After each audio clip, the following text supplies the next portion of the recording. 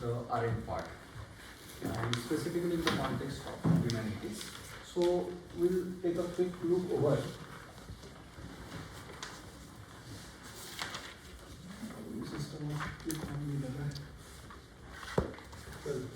हमारी जो यूनिवर्सिटी है उसके कॉन्टेक्स्ट में ह्यूमैनिटीज़ में ये 5 सब्जेक्ट्स ऑफर किए जाते हैं. This is what information I have got and I have downloaded it from the university website. Okay, so this are the 5 discipline जिसमें ह्यूमैनिटीज़ के हम लोग रिसर्च कर रहे हैं.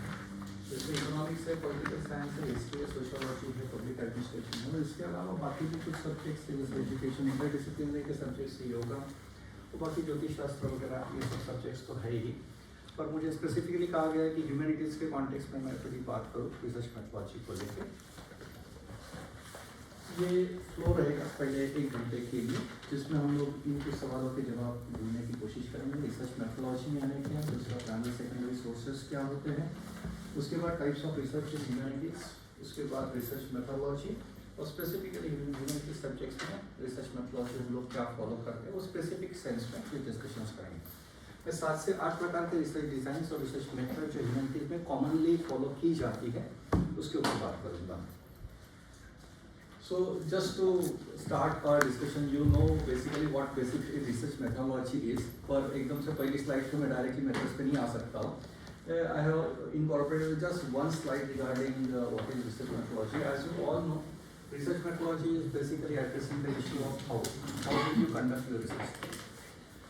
हम लोग जब सिनॉप्सिस तैयार करते हैं that time around we had first confrontation और writing research methodology and explaining रहता है what methodology will be following to conduct our research study. So basically it addresses the step by step procedure of conducting our research study. और research methodology में specifically हम बात करते हैं कि हमारे डेटा सोर्सेस हम क्या रेफर करने वाले, उसमें प्राइमरी सेकेंडरी कौन से स्पेसिफिकली, प्राइमरी में कौन से सोर्सेस रहेंगे, सेकेंडरी में कौन से सोर्सेस रहेंगे. उसके साथ साथ खास करके हिस्ट्री और जहाँ कहीं भी लिटरेचर बेस्ड स्टडीज़ होती है उस पर हम लोग एक टाइम फ्रेम भी डिफाइन करते हैं, जोग्राफिक एरियाज जहाँ पे वो संदर्भ आता है. ये कुछ इश्यूज है जो हम लोग रिसर्च मेथोडोलॉजी में एड्रेस करते हैं. उसके साथ साथ ह्यूमैनिटीज़ में बहुत ज़्यादा रोबस्ट मेथोडोलॉजीज नहीं फॉलो की जाती है, वहाँ पे चॉइसेस जो है वो कम है. आप देखेंगे रिसर्च मेथोडोलॉजी का शायद कोई सेपरेट चैप्टर भी हम लोग लिखते नहीं है जब थीसिस तैयार करते हैं. आपने अगर पुराने थीसिस देखे होंगे उसके अगेंस्ट में इंटरडिसिप्लिनरी स्टडीज़ की बात करते हैं. खास करके हमारे यहाँ जो एजुकेशन और योगा इसमें जो रिसर्च हो रहा है उसमें full fledged robust methodology explain की जाती है और एक पूरा का पूरा डेडिकेटेड चैप्टर हम लोग थीसिस में इंकॉर्पोरेट करते हैं. जनरली चैप्टर नंबर 3 जो है वो रिसर्च मेथोडोलॉजी को हम डेडिकेट करते हैं. पर जहाँ तक ह्यूमैनिटीज़ और ज्योतिष शास्त्र और बाकी सब्जेक्ट्स जहाँ पे स्कॉलर्स यहाँ पे बैठे हैं उसमें ना बहुत ज़्यादा रोबस्ट मेथोडोलॉजी नहीं एक्सप्लेन की जाती है क्योंकि उसका दायरा जो है वो शायद सीमित है. कुछ स्पेसिफिक टर्मिनोलॉजी ही आपको दिखती होगी और थीसिस में भी आप देखेंगे मेथोडोलॉजी ज़्यादातर चैप्टर नंबर 1 का ही पार्ट हो जाती है. इंट्रोडक्शन जहाँ पे ख़त्म होता है उसी के ठीक बाद मैंने तो ये भी देखा कि लिटरेचर रिव्यू का भी बहुत सारे जो ह्यूमैनिटीज़ के रिसर्च स्कॉलर्स है वो डेडिकेटेड चैप्टर भी नहीं बनाते, वो इंट्रोडक्शन में ही लिटरेचर रिव्यू लिख देते हैं और as a extended part of introduction chapter methodology को प्रेजेंट किया जाता है. तो इसका मतलब ये है कि ये discipline to discipline methodology change होती है. हम लोग अगर सिर्फ ह्यूमैनिटीज़ की ही बात करते हैं तो खास करके ह्यूमैनिटीज़ में अर्थशास्त्र भी, राज्यशास्त्र भी है, इसमें मेथोडोलॉजी का फुल फ्लेजेड चैप्टर आएगा. बट जहाँ ह्यूमैनिटीज़ में ही हिस्ट्री सब्जेक्ट की बात करते हैं तो फिर सेपरेट चैप्टर नहीं बनाया जाता है, वो इंट्रोडक्शन का ही एक पार्ट हो जाता है.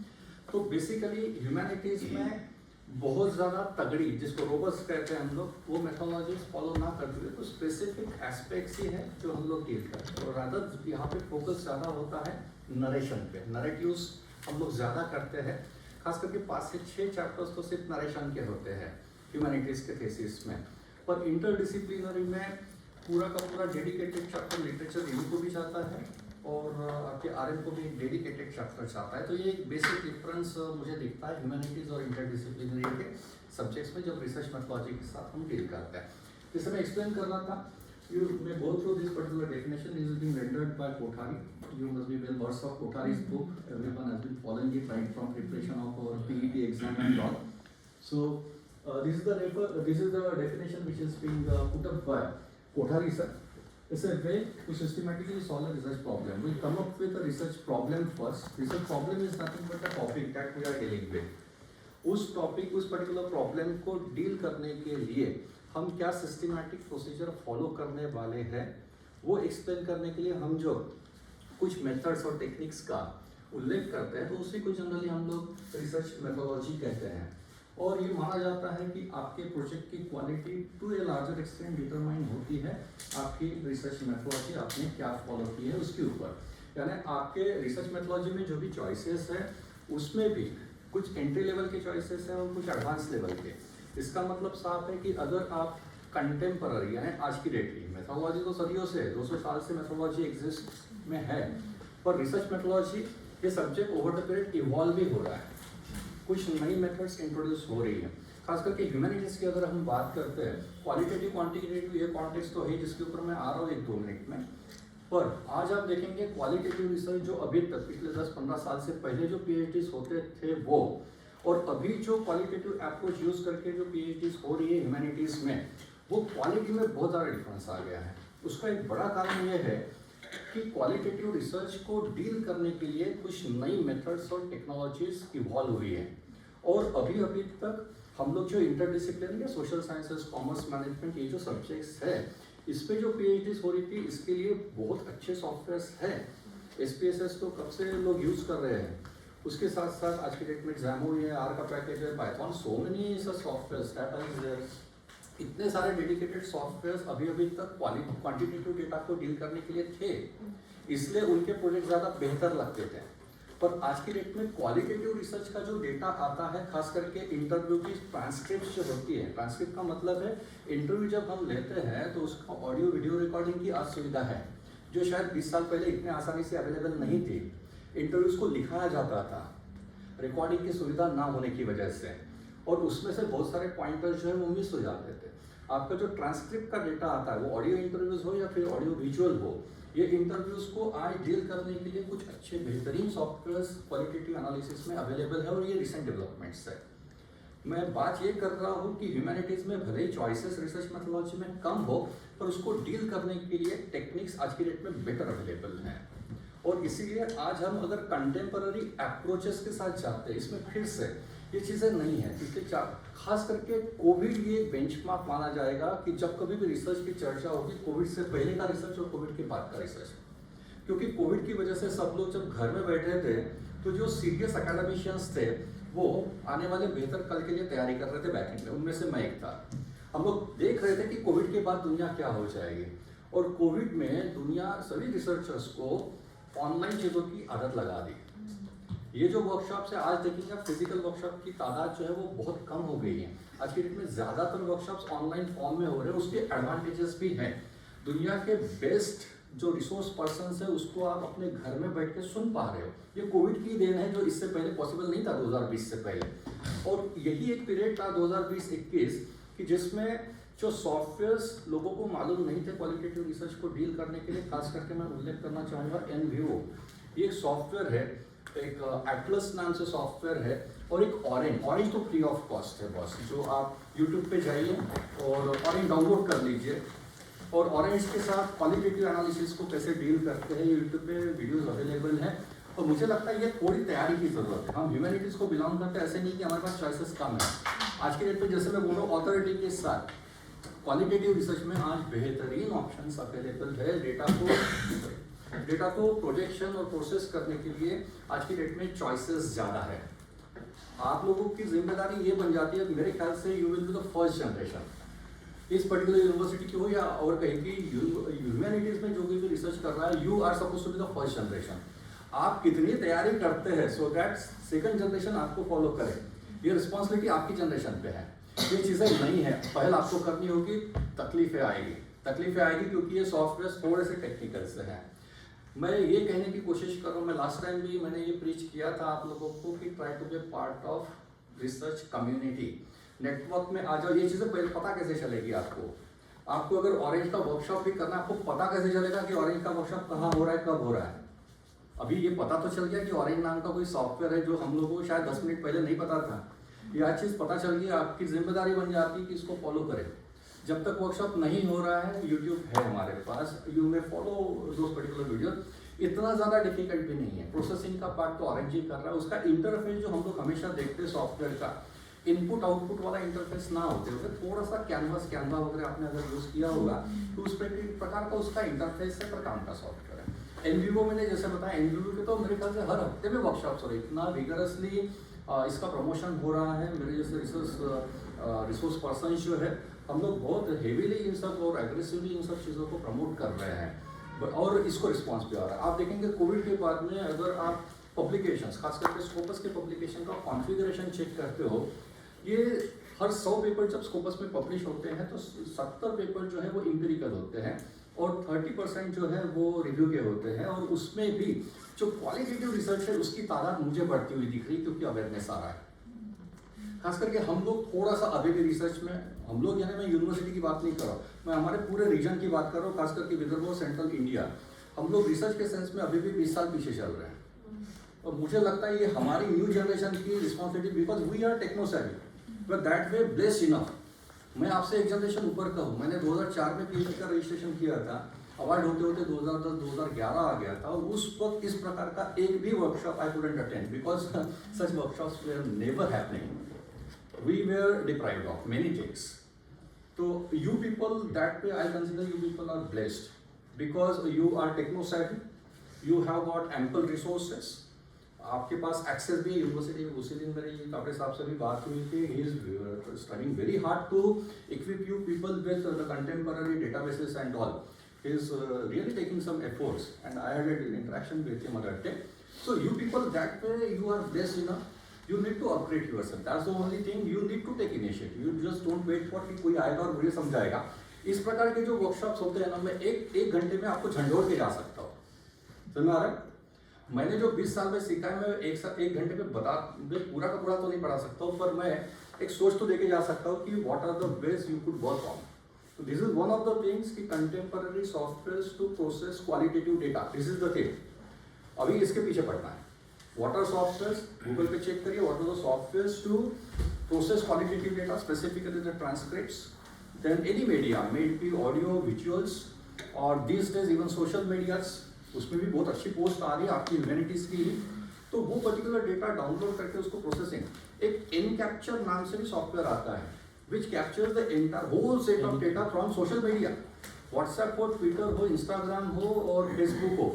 यहाँ पे अगर कोई एक पोस्ट आती है, सपोज नगर के किले को लेके कोई पोस्ट है, उसके ऊपर ये जो पोस्ट पढ़ रहे हैं उनके जो कमेंट्स आते हैं, वो कमेंट्स को भी हम प्रोसेस कर सकते हैं। और इफ सपोज वहाँ पे 22 लाख कमेंट्स आए उस पर्टिकुलर पोस्ट पे, तो ये 22 लाख कमेंट क्या आप एक एक पढ़ के जॉट डाउन करोगे या कॉपी पेस्ट करोगे वर्ड में? No way. Fraction of seconds में you can retrieve all this data, you can download this data, you can capture this data, and this software, dedicated software is being made to what we can say download all this data in one store. That software is Encapture. It's free of cost available. यानी इतनी सारी सुविधाएं आज हमारे पास qualitative data को process करने के लिए है। You need to upgrade yourself, that's the thing. So we'll get back to the business. We were discussing what basically methodology is, and I was talking about आपके रिसर्च प्रोजेक्ट की quality depend करती है आपके methodology पे, कि methodology आपने कौन सी use की है, बाबा आदम के जमाने की या कंटेम्पररी। और इसी मुद्दे को लेके मैं इस तरफ गया हूँ कि contemporary softwares and processes are there, we need to follow those. It basically provides a roadmap, or it outlines the steps followed by a researcher right from designing the study to collecting and analyzing data. This is what basically the research methodology है। जैसे मैंने आपको बताया, what procedure we will be following to conduct and write our study. That procedure or step-by-step process is typically considered as your research methodology. Step 1 में क्या करेंगे? Obviously, we will start our journey with identifying the research problem, and immediately after that, you will start defining your data sources and all. And whatever procedure you will be following, that step-by-step process will be considered as methodology. Now we are on to the next thing. मुझे मालूम नहीं आपको मालूम है, पर फिर भी मैं एक फ्लो मेंटेन करना चाहता हूँ। Is about primary and secondary sources. अभी कॉन्टेक्स्ट को ध्यान में रखते हुए दो चीजें हैं। कभी कभी हम लोग उल्लेख करते हैं प्राइमरी डेटा और सेकेंडरी डेटा, और कभी कभी हम लोग उल्लेख करते हैं प्राइमरी सोर्सेज और सेकेंडरी सोर्सेज, दोनों में फर्क है। Let me explain you. जब हम ह्यूमैनिटीज की बात करते हैं, ह्यूमैनिटीज में जो रेफरेंस आता है, खास करके लैंग्वेज, जैसे संस्कृत भाषा में कोई या काव्य पे या वांग्मय पे हम लोग रिसर्च कर रहे हैं, तो उस वक्त जो कॉन्टेक्स्ट होता है वो प्राइमरी डेटा सेकेंडरी डेटा ऐसा कॉन्टेक्स्ट नहीं होता है। वहाँ पे कॉन्टेक्स्ट होता है primary sources and secondary sources. अगर हम योगा में या फिर एजुकेशन में या कॉमर्स मैनेजमेंट में अगर रिसर्च कर रहे हैं, हम कभी भी प्राइमरी सोर्सेज और सेकेंडरी सोर्सेज ऐसा उल्लेख नहीं करते। हम लोग वहाँ पे प्राइमरी डेटा सेकेंडरी डेटा इसकी बात करते हैं। Let me explain you what is the difference. पहले बात करते हैं प्राइमरी डेटा और सेकेंडरी डेटा। प्राइमरी डेटा वो डेटा होता है जो रिसर्च स्कॉलर खुद गैदर करता है। This data, primary data is considered as original data because it is original in nature. This data is not readily available, rather research scholar has generated this particular data on his or her own. ये research scholar ने खुद generate किया हुआ data है, कहीं से लिया नहीं है, ये इसने खुद जनरेट किया है, which was not in existence earlier. Primary data gather करने के लिए हम लोग जनरली सर्वे कंडक्ट करते हैं या फिर एक्सपेरिमेंटेशंस परफॉर्म करते हैं. These are the sources of gathering primary data or through observations you can say. ये डेटा रिसर्च स्कॉलर अपने रिसर्च प्रोजेक्ट की नीड को ध्यान में रखते हुए जनरेट करता है. Means this is customized data. This is the data which is being gathered for the need of the project at hand. हमारी खुद की प्रोजेक्ट की नीड, डेटा रिक्वायरमेंट जिसको हम कहते हैं, वो आती है आपके टाइटल को रेफर करते हुए, आपके ऑब्जेक्टिव्स और आपके hypothesis and whatever variables you have decided to work upon. इसको ध्यान में रखते हुए जब हम डेटा गैदर करते हैं to meet our project requirements, then that data is considered as primary data. Let me summarize. Primary data, first pointer is it is first hand data, it is original data which is not readily available. Research कौन correct कर रहा है? Research scholar himself or herself. कैसे कर रहा है? सर्वे से या फिर एक्सपेरिमेंटेशन से. This data is available in raw form. It is inherently available in raw form. raw का मतलब है after gathering this data, you won't be able to get any kind of insights. For getting insights, you need to process it. Getting process का मतलब है you need to analyze it. जब तक primary data का analysis नहीं होगा, primary data is meaningless, क्योंकि वो डेटा टिक मार्क के फॉर्म में वगैरह वो क्वेश्चनर में सिर्फ पड़ा हुआ है एंड उसको रेफर करते हुए you can't get any insights. To get meaningful insights and to derive results, we need to process and analyze this data. इसमें फिर से दो चीजें आती है एनालिसिस में, एक होता है टूल, दूसरा होता है टेक्निक. टूल का मतलब होता है what software you will be using and technique का मतलब होता है what statistical measures you will be applying. Rather statistical measures application में हम बात करते हैं ऑब्जेक्टिव्स को सेटिस्फाई करने की और हाइपोथेसिस को टेस्ट करने की. इसका मतलब क्या, स्टैटिस्टिकल मेजर्स में आप क्या करने वाले हो, क्या आप टेबल में प्रेजेंटेशन करने वाले हो डेटा का, या फिर कोई ग्राफिकल प्रेजेंटेशन करने वाले हो, या फिर कुछ कंप्यूटेशंस करने वाले हो, जैसे mean, mode, variance, standard deviation, variance, standard error, correlation, coefficient, so on. इसको कहते हैं techniques. And tools, the softwares you will be using to process your primary data. So the after considering the context you need to refer to the primary data. And primary data जो बात कर रहा हूँ, primary data, primary sources. Primary data जो है वो खास करके हम इंटरडिसिप्लिनरी के subjects, commerce, management, social sciences वगैरह और even material sciences, technology, engineering, इन सब में जो डेटा गैदर करते हैं वो प्राइमरी डेटा होता है. एक तो वो सर्वे से आता है या फिर एक्सपेरिमेंटेशन से जनरली, और तीसरा एक ऑप्शन बच जाता है जो होता है ऑब्जर्वेशन चेकलिस्ट. ये तीन सोर्सेस होते हैं प्राइमरी डेटा को गैदर करने. अभी बात करते हैं secondary data. Secondary data is considered as readily available data. ये डेटा रिसर्च स्कॉलर ने गैदर नहीं किया है, someone else has gathered this data. someone else जाने कौन हो सकता है? ये आपके जैसे ही प्रीवियस रिसर्च स्कॉलर्स हो सकते हैं आपकी फील्ड के, या फिर कोई एजेंसीज हो सकते हैं, कोई डिपार्टमेंट्स हो सकते हैं, गवर्नमेंट, नॉन गवर्नमेंट के, या कोई इंस्टीट्यूशंस हो सकते हैं, कॉलेजेस एंड ऑल, या रिसर्च इंस्टीट्यूशंस. बिल्कुल, यस, ऑफ कोर्स. ये जो डेटा है किसी और ने गैदर किया हुआ है, and this is most of the time it is published data. It is readily available somewhere. Somewhere का मतलब हो सकता है ये इंटरनेट पे अवेलेबल हो, ये बुक्स में अवेलेबल हो, मैगजीन्स, जर्नल्स हो, या रिसर्च आर्टिकल्स हो सकते हैं ये, या कोई रिपोर्ट्स हो सकते हैं, या कोई डॉक्यूमेंट्रीज हो सकती है, एनसाइक्लोपीडियाज हो सकती है, whatever it is. So it is readily, this is one line definition of secondary. It is readily available data, and we are not gathering this data. We are referring this data. We are downloading this data and we are referring to that particular data. ये data customise data नहीं है.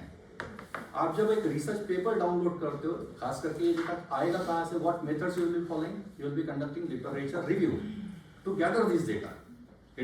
Primary data में हम सर्वे कर लिया, explanation कर रहे हैं, पर सेकेंडरी डेटा में हम लिटरेचर सर्वे कर रहे हैं, वो डेटा ढूंढ रहे हैं, डाउनलोड कर रहे हैं, पढ़ रहे हैं, समझ रहे हैं और हमारे थीसिस में उसको साइट कर रहे हैं. This process is considered as literature review. अभी ये जो डेटा है, जैसे आपने आपके टॉपिक से लेके एक रिसर्च पेपर डाउनलोड कर लिया और वो है 22 पेजेस का. अभी ये ऐसा कभी नहीं होगा कि वो पूरे के पूरे 22 पेजेस आपके काम के हैं. आपको शायद बिट्स एंड पीसेस में कुछ इन्फॉर्मेशन यूजफुल रहेगी. मीन्स यानी क्या, it is not closely related data. इसमें बिट्स एंड पीसेस में ही इंफॉर्मेशन काम में आती है. This data is fragmented data. Importantly this data is processed data. ये डेटा ऐसा डेटा है जो किसी और रिसर्च स्कॉलर ने गैदर किया था उसके प्रोजेक्ट के लिए. उसने उसका एनालिसिस भी करके रखा है and it is available in the form of findings. Primary data में एग्जैक्टली उल्टी प्रोसेस है. Primary data is raw, we need to process, we need to derive findings and we need to report it. पर यहाँ पे process ही exactly उल्टी है. Data is available readily in the form of findings. You need to refer to those findings and everything is lucidly explained over there. यानी वहाँ पे readymade tables आपको मिल जाएंगे. प्राइमरी डेटा के हम टेबल्स बनाते हैं, वहाँ पे रेडीली अवेलेबल टेबल्स को रेफर करते हैं, ग्राफ्स को रेफर करते हैं. इवन उसका हाइपोथेसिस टेस्टिंग भी निकल चुका है, उसके रिजल्ट्स आ चुके हैं, उसके कंक्लूजन्स भी अवेलेबल है and we have been just citing those particular research in our study. तो अप्रोच और ओरिएंटेशन में आप देखेंगे फर्क है प्राइमरी और सेकेंडरी डेटा में. So let me summarize. Secondary data is readily available data. Gather कौन करेगा? दूसरा कोई, हम नहीं. दूसरा कोई का मतलब हो सकता है research agencies, research scholars, institutions, government organisations, departments, institutions and so on. उसके बाद ये डेटा प्रोसेस्ड डेटा है. It is readily available in the form of findings और ये अवेलेबल होता है डिफरेंट सोर्सेस में. शायद बुक्स, रिसर्च पेपर्स, आपके न्यूज़पेपर आर्टिकल्स, मैगजीन्स हो सकते हैं, एनसाइक्लोपीडियाज या आर्टिफैक्ट्स हो सकते हैं, केस स्टडीज हो सकते हैं. It is published data. So this is the difference between primary and secondary data. And now we will come to the discussions on primary and secondary sources. Now this context is more important when you happen to be a humanities research scholar. We'll just go through. Humanities में खास करके language based studies जो होती है, इसमें हम लोग किसी उपन्यास को सिलेक्ट करते हैं, किसी ऑथर को सिलेक्ट करते हैं, किसी उपन्यास को सिलेक्ट करते हैं या फिर कोई ग्रंथ हो सकता है, काव्य हो सकता है. उसको हम लोग पहले सिलेक्ट करते हैं कि किसके ऊपर रिसर्च करना है. यानी हम डॉक्यूमेंट की बात कर रहे हैं कि कौन से डॉक्यूमेंट पे मैं स्टडी करूं. This is the very first question we are addressing whenever we are fixing upon our title. हम वो जब ग्रंथ, साहित्य सिलेक्शन की बात करते हैं, that sahitya, that original manuscript is considered as the primary source. Clear है? आप अगर कभी कुलगुरु कालिदास जी का अगर काव्य पे ही रिसर्च करने की कोशिश करें तो जो ओरिजिनल काव्य और जो ओरिजिनल ग्रंथ लिखा गया है, दैट ओरिजिनल मैन्युस्क्रिप्ट, शायद वो पीले पन्नों में पड़ी होगी अभी, that original sahitya will be considered as your primary source. कि मैं इस पे रिसर्च कर रहा हूँ, मैंने साहित्य को सिलेक्ट किया हुआ है, वो sahitya is considered as your primary source. जैसे शिवकालीन किल्लों पे अगर कोई हिस्ट्री में रिसर्च कर रहा है तो शिवकालीन किल्लों के ऊपर जो ओरिजिनल मैन्युस्क्रिप्ट्स या जो भी आर्टिफैक्ट्स अवेलेबल होंगे, that particular sahitya will be considered as your primary source. और सेकेंडरी सोर्स क्या कहलाएगा? अभी जैसे संत कवि कुलगुरु कालिदास जी के काव्य पे हमने डिसाइड किया है कि हम उसके ऊपर रिसर्च करेंगे, वो हो गया हमारा प्राइमरी सोर्स. अभी इस पे रिसर्च करने वाले शायद आप पहले नहीं हैं, इसके ऊपर ऑलरेडी शायद कोई ना कोई रिसर्च हो चुका होगा, हमारे जैसे रिसर्च स्कॉलर ने किया होगा. अभी आप उन सोर्सेस को ढूंढ रहे हैं कि उसके ऊपर क्या रिसर्च हुआ है और क्या लिटरेचर अवेलेबल है मेड इन पब्लिश्ड फॉर्म. वो जब आप रेफर कर रहे हो तो that source will be considered as secondary source for you. Clear?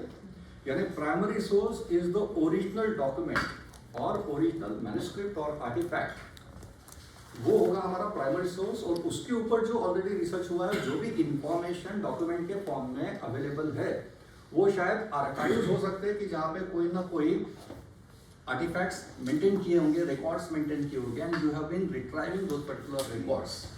Okay, वो भी हमारा ओरिजिनल यानी प्राइमरी सोर्स कहलाएगा, और उसके ऊपर अगर किसी ने कुछ रिसर्च किया हुआ है, that will be recognized as our secondary source. यहाँ तक क्लियर है?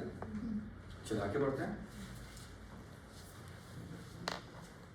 Just go through this as I go through this. I have explained.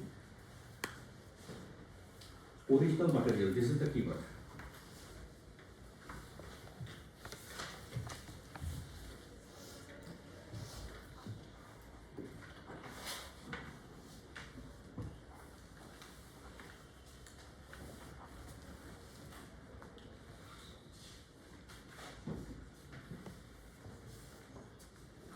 अगर किशोर कुमार पे हम लोगों को कुछ रिसर्च करना है, ओके, म्यूजिक को लेके, तो किशोर कुमार जी के जो पुरानी डॉक्यूमेंट्रीज हो सकते हैं, उनके स्टेज शोज हो सकते हैं, उनके इंटरव्यूज हो सकते हैं रेडियो या फिर टीवी के लिए, तो वो होगा हमारा ओरिजिनल साइट कि किशोर कुमार की सोच क्या थी, वो किसको गुरु मानते थे, उन्होंने म्यूजिक की शिक्षा कहाँ से ली, ये सब जो हम लोगों को इंसाइट चाहिए, you will be referring to all this documents. इसको मीडिया कहते हैं हम लोग, मीडिया प्रिंट भी हो सकता है और आपका इलेक्ट्रॉनिक भी मीडिया हो सकता है। So this original even photographs and all this will be considered as your primary source, और उसके ऊपर अगर किसी ने ऑलरेडी रिसर्च कर लिया है, that will be considered as your secondary source. Go to this secondary sources.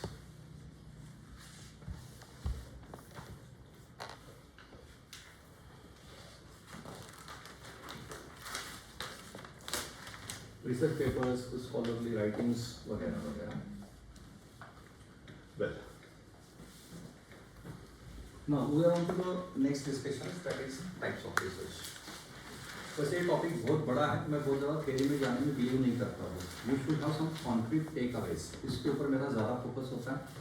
Types of research ये कोठारी ने ऑलरेडी एक्सप्लेन कर दिया है, आपको डिटेल्स चाहिए आप रेफर कर सकते हो, पर एक बात तो डंके की चोट पे बता सकता हूँ, आप टाइप्स ऑफ रिसर्च कितना भी पढ़िए, ये आपको सिर्फ एग्जाम लिखने में ही काम में आने वाला है। रियल लाइफ के रिसर्च में ये चीज़ का वैसे रहता है, यही फर्क है, समझ में आ रहा है? यही फर्क है, हम लोगों ने जो एजुकेशन लिया है उसमें हमको नॉलेज दिया गया है, और रिसर्च करते वक्त स्किल चाहिए, ये फर्क है।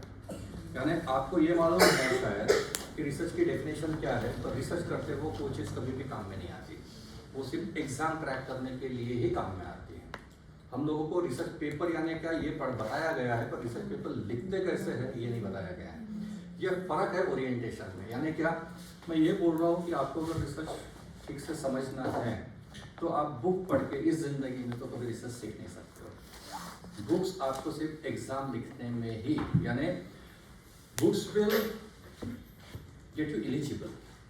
आप पीएचडी करने के लिए एलिजिबल हो जाओगे जब आप पीएचडी के एग्जाम दोगे, और पीएचडी के एग्जाम के लिए शायद आपको कोठारी काम में आएगा, पर जब आप अभी एनरोल्ड हो गए हो इस वक्त कोठारी आपको दूर दूर तक हेल्प नहीं कर पाएगा। इसके लिए ऐसा जिंदा आदमी चाहिए जो आपको समझा सके कि what procedures are there, what are the intricacies involved and all. Part of part will get back to the business. हम लोग बात कर रहे हैं टाइप्स ऑफ रिसर्च, इसके ऊपर मैं शायद 3-4 मिनट बात करूंगा से बहुत ज़्यादा थ्योरी में। मुझे एक कॉन्टेक्स्ट डेवलप करना है, इसके लिए मैं एक स्लाइड लेके आया उससे इसकी।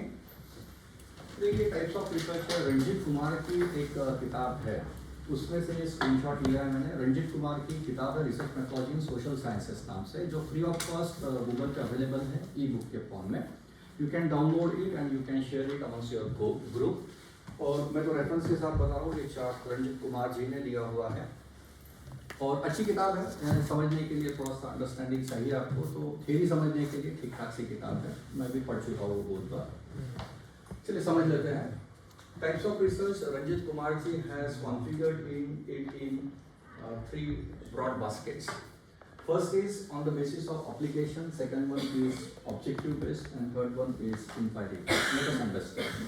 पहले बात करते हैं application based types of research. There are 2 configurations. One is called as pure research and another is applied research.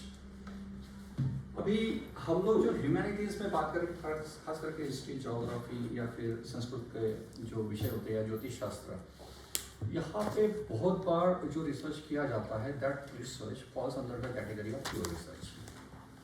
Pure research is also considered as fundamental research और बेसिक रिसर्च. ये 3 नाम है इसके, प्योर रिसर्च, फंडामेंटल रिसर्च और basic research. अभी ये जो research है इसमें कंपाइलेशन पे ज़्यादा फोकस होता है, इंसाइट्स गेन करने में ज़्यादा फोकस होता है, चीज़ों को समझने में और समझाने में ज़्यादा फोकस होता है. पर ऐसा ज़रूरी नहीं कि जो रिसर्च किया गया है बिल्कुल कल एग्जैक्टली उसको मार्केट में लेके आए और उसका कमर्शलाइजेशन हो जाए. समझ आ रहा है? ऐसा बहुत बार नहीं हो सकता है कि ये रिसर्च के जो रिजल्ट्स है कल से बिल्कुल दुनिया में लागू हो जाएंगे और लोग बहुत फायदेमंद हो जाएंगे उससे. ऐसा नहीं होता है. प्योर रिसर्च में ideas, theories, concept matter, subject matter, context, इन सब चीज़ों को एक्सप्लेन करने में फोकस है. ऐसा ज़रूरी नहीं है कि इस रिसर्च के आउटकम हम लोग रियल लाइफ में प्रैक्टिस कर सकें. ये हम नॉलेज डेवलपमेंट की बात कर रहे हैं. हम नॉलेज जैसे जितने भी थियरीज, क्वेश्चंस, एक्सियम्स हम लोगों ने बचपन में पढ़े, 10th तक तो हम सब लोग कॉमन ही थे सिलेबस लगभग. तो हमने मैथ्स में जो पाइथागोरस का थ्योरम पढ़ा है that is an outcome of pure research. अभी वो सही में दुनिया में कितना लागू होगा, कितने लोग उसको यूज़ करेंगे, उसके ऊपर शंका है. न्यूटन के first law, second law, third law हमने पढ़े हैं और वो साइन कॉस थीटा तो जान ले ली उसने पर जिंदगी खत्म होने को है वो मालूम नहीं कब अप्लाई करना है.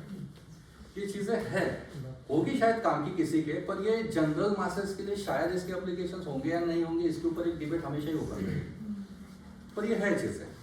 Okay, such kind of research जहाँ पे नॉलेज डेवलपमेंट पे फोकस होता है कि यार ऐसा कुछ साइन कॉस थीटा से शायद सिविल इंजीनियरिंग के लोग जो है उनको ब्रिजेस वगैरह कंस्ट्रक्ट करने में हेल्प हो सकती है, दैट इज एक्सेप्टेड. बट एक कॉमन मैन को जो एक्चुअली कॉमन मैन को पढ़ाया जा रहा है सही में, वो कॉमन मैन को कितना काम में आने वाला है. और जितने भी लोग 10th स्टैंडर्ड में उसमें से शायद 0.1% भी सिविल इंजीनियरिंग कर नहीं रहे होंगे, पर 100% तो उसके सफर है ना.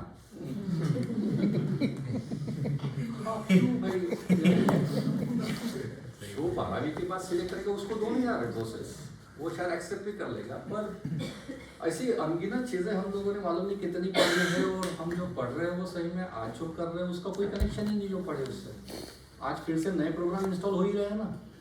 आज तो पहली बार ये पता चल रहा है, ये जो हम लोग टेक्निकली जो डिस्कशन कर रहे हैं ऑरेंज वगैरह, ये तो किसी ने बताया भी नहीं और किसी ने ज़रूरत भी महसूस नहीं की. और अचानक से बोल रहे कि अभी तू PhD कर, तू लायक है, तू कर लेगा. मेरे को मालूम अपने लाले पड़े यानी क्या नॉलेज डेवलप करना और प्रेजेंट करना दुनिया को कि ये ऐसी चीज़ है भाई. तो कोई भी कंसेप्ट मैटर, कोई भी डेफिनेशन जो अवेलेबल है वो डेफिनेशन किसी ने तो बनाई होगी. ऐसे ही रात को उठा यार नींद नहीं आ रही चलो डेफिनेशन लिखते, ऐसा तो नहीं हुआ होगा ना. उसने भी कुछ मातापत्ती करके ही डेफिनेशंस तैयार किए होंगे जो डबल कोट में आज हम साइट कर रहे हैं. वो डेफिनेशन तैयार करना, वो जो रिसर्च होगा that research is considered as pure research. और उसका जरूरी नहीं कि इसके एप्लीकेशंस हो real life application. As against that second one is your applied research, जिसका जैसे इसका नाम ही बता रहा है ये अप्लाइड है. इस रिसर्च के आउटकम जो है वो डायरेक्टली अप्लाई होंगे. मैनकाइंड जो है इसकी लाइफ थोड़ी इजी हो जाएगी, कंफर्टेबल हो जाएगी. ऐसे रिसर्च जैसे आप इस रूम में जो भी देख रहे हैं, all these are the outcomes of your applied research. ये जो आपने किस technology, these are outcomes of technology. आप जो प्रोजेक्टर देख रहे हो, स्मार्ट बोर्ड देख रहे हो, मेरे हाथ में ये पॉइंटर देख रहे हो, व्हाटएवर लैपटॉप्स देख रहे हो आप, यहाँ पे लाइट्स देख रहे हो, फैन देख रहे हो, ये सब जो है ये देन है अप्लाइड रिसर्च की. यानी इसको सीधा का सीधा रिसर्च करके directly you can put in use so that Mankind का लाइफ जो है वो थोड़ा कंफर्टेबल ईजी हो जाए. सो स्ट्रगल अप्लाइड रिसर्च जैसे मेडिसिन साइंसेस में जो रिसर्च होते हैं, मेडिसिन में दवाइयाँ खोजी जा रही हैं जिसका शायद कैंसर के ऊपर दवाई निकालने की कोशिश कर रहे हैं रिसर्चर्स, तो उसका डायरेक्टली फ़ायदा होगा. कोविड के वक्त आपको मालूम है पूरी दुनिया हिल गई थी बॉस. कोविड का वैक्सीन तैयार करना was the major challenge and every country was involve in to this kind of research कि कैसे इसको कॉम्बैट करें. And then finally researchers come up with that vaccine and that was the boon for the mankind. That research is considered as applied research. आपके automobile में आज नए नए features आ रहे हैं, एडास जैसा फीचर आ गया है जिसकी वजह से शायद नेविगेशन थोड़ा आसान हो रहा है. All these are the outcomes of your applied research. We are down to the second one, that is objective based research, and over here you can find 4. different classification. The first one is descriptive research.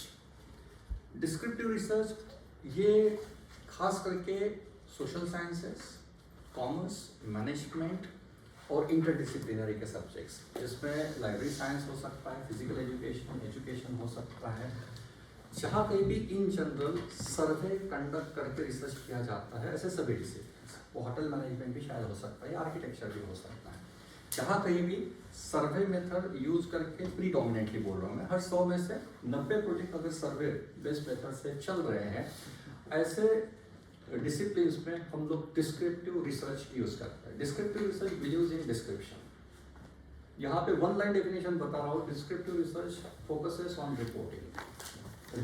Reporting of what. एक researcher ने topic undertake किया कि suppose use of ICT amongst the students of KKSU university, use of ICT tools or digital literacy of these particular students. Now what will you do? You will write your objectives first, what basically digital literacy and what all aspects are there in digital literacy. Accordingly, you will prepare a questionnaire and then you will administer that particular questionnaire on the students. And then you will come up with some kind of insights. Over here, you will put up that digital literacy is hardly 10%. और उसमें भी specific sense में आप बताएंगे कि presentations अभी तक कितने लोग पीपीटी बना पा रहे हैं, कितने लोग नहीं बना पा रहे हैं, उसमें भी मेल कितने तगड़े हैं, फीमेल कितने तगड़े हैं वगैरह। आईसीटी में जो भी means comfort with handling internet, comfort with handling computers, जिसमें आप डिस्क्रिप्शन करना शुरू कर दोगे। कितने वाली बात हो रही है, हाउ मेनी, हाउ ऑफन, कितनी बार यूज करते हैं हफ्ते में, है ना, इंटरनेट पे क्या चेक करते हैं वगैरह वगैरह, ये सब चीज़ें। यहाँ पे फोकस हो रहा है चीज़ों को डिस्क्राइब करने में, और यहाँ पे फोकस हो रहा है डिस्क्रिप्शन पे और रिपोर्टिंग में कि मैंने जब रिसर्च किया तो मुझे ये दिखा। यहाँ पे बहुत बार हाइपोथेसिस टेस्टिंग पे फोकस नहीं होता है, यहाँ पे मेजर फोकस होता है computation of averages and percentages and frequencies. ये 3 इंपॉर्टेंट चीज़ें आती है डिस्क्रिप्टिव रिसर्च में, कि परसेंटेज में क्या इंसाइट्स मिल रहे हैं, एवरेजेस क्या आ रहे हैं, और how often one particular phenomena has been occurring, and typically we define it as frequency of occurrence.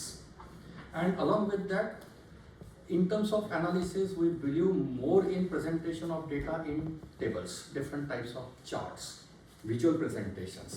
Hypothesis testing पे बहुत ज़्यादा focus नहीं होता है. Then we are on to the second configuration, which is exploratory research. Exploratory is a type of qualitative research. Over here, this particular research and humanities में जो research होते हैं दे आर एक्सप्लोरेटरी।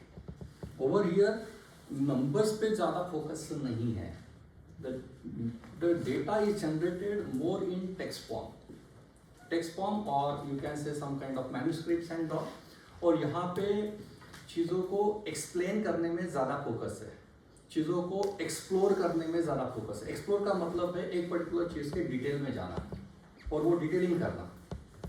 एंड यहाँ पे focus जो है वो narration पे है, यहाँ पे फोकस चार्ट्स ग्राफ्स पे नहीं है, यहाँ पे फोकस जो है वो टेक्सचुअल रनिंग पैराग्राफ्स में आएगा, जो भी इंसाइट्स आएंगे वो।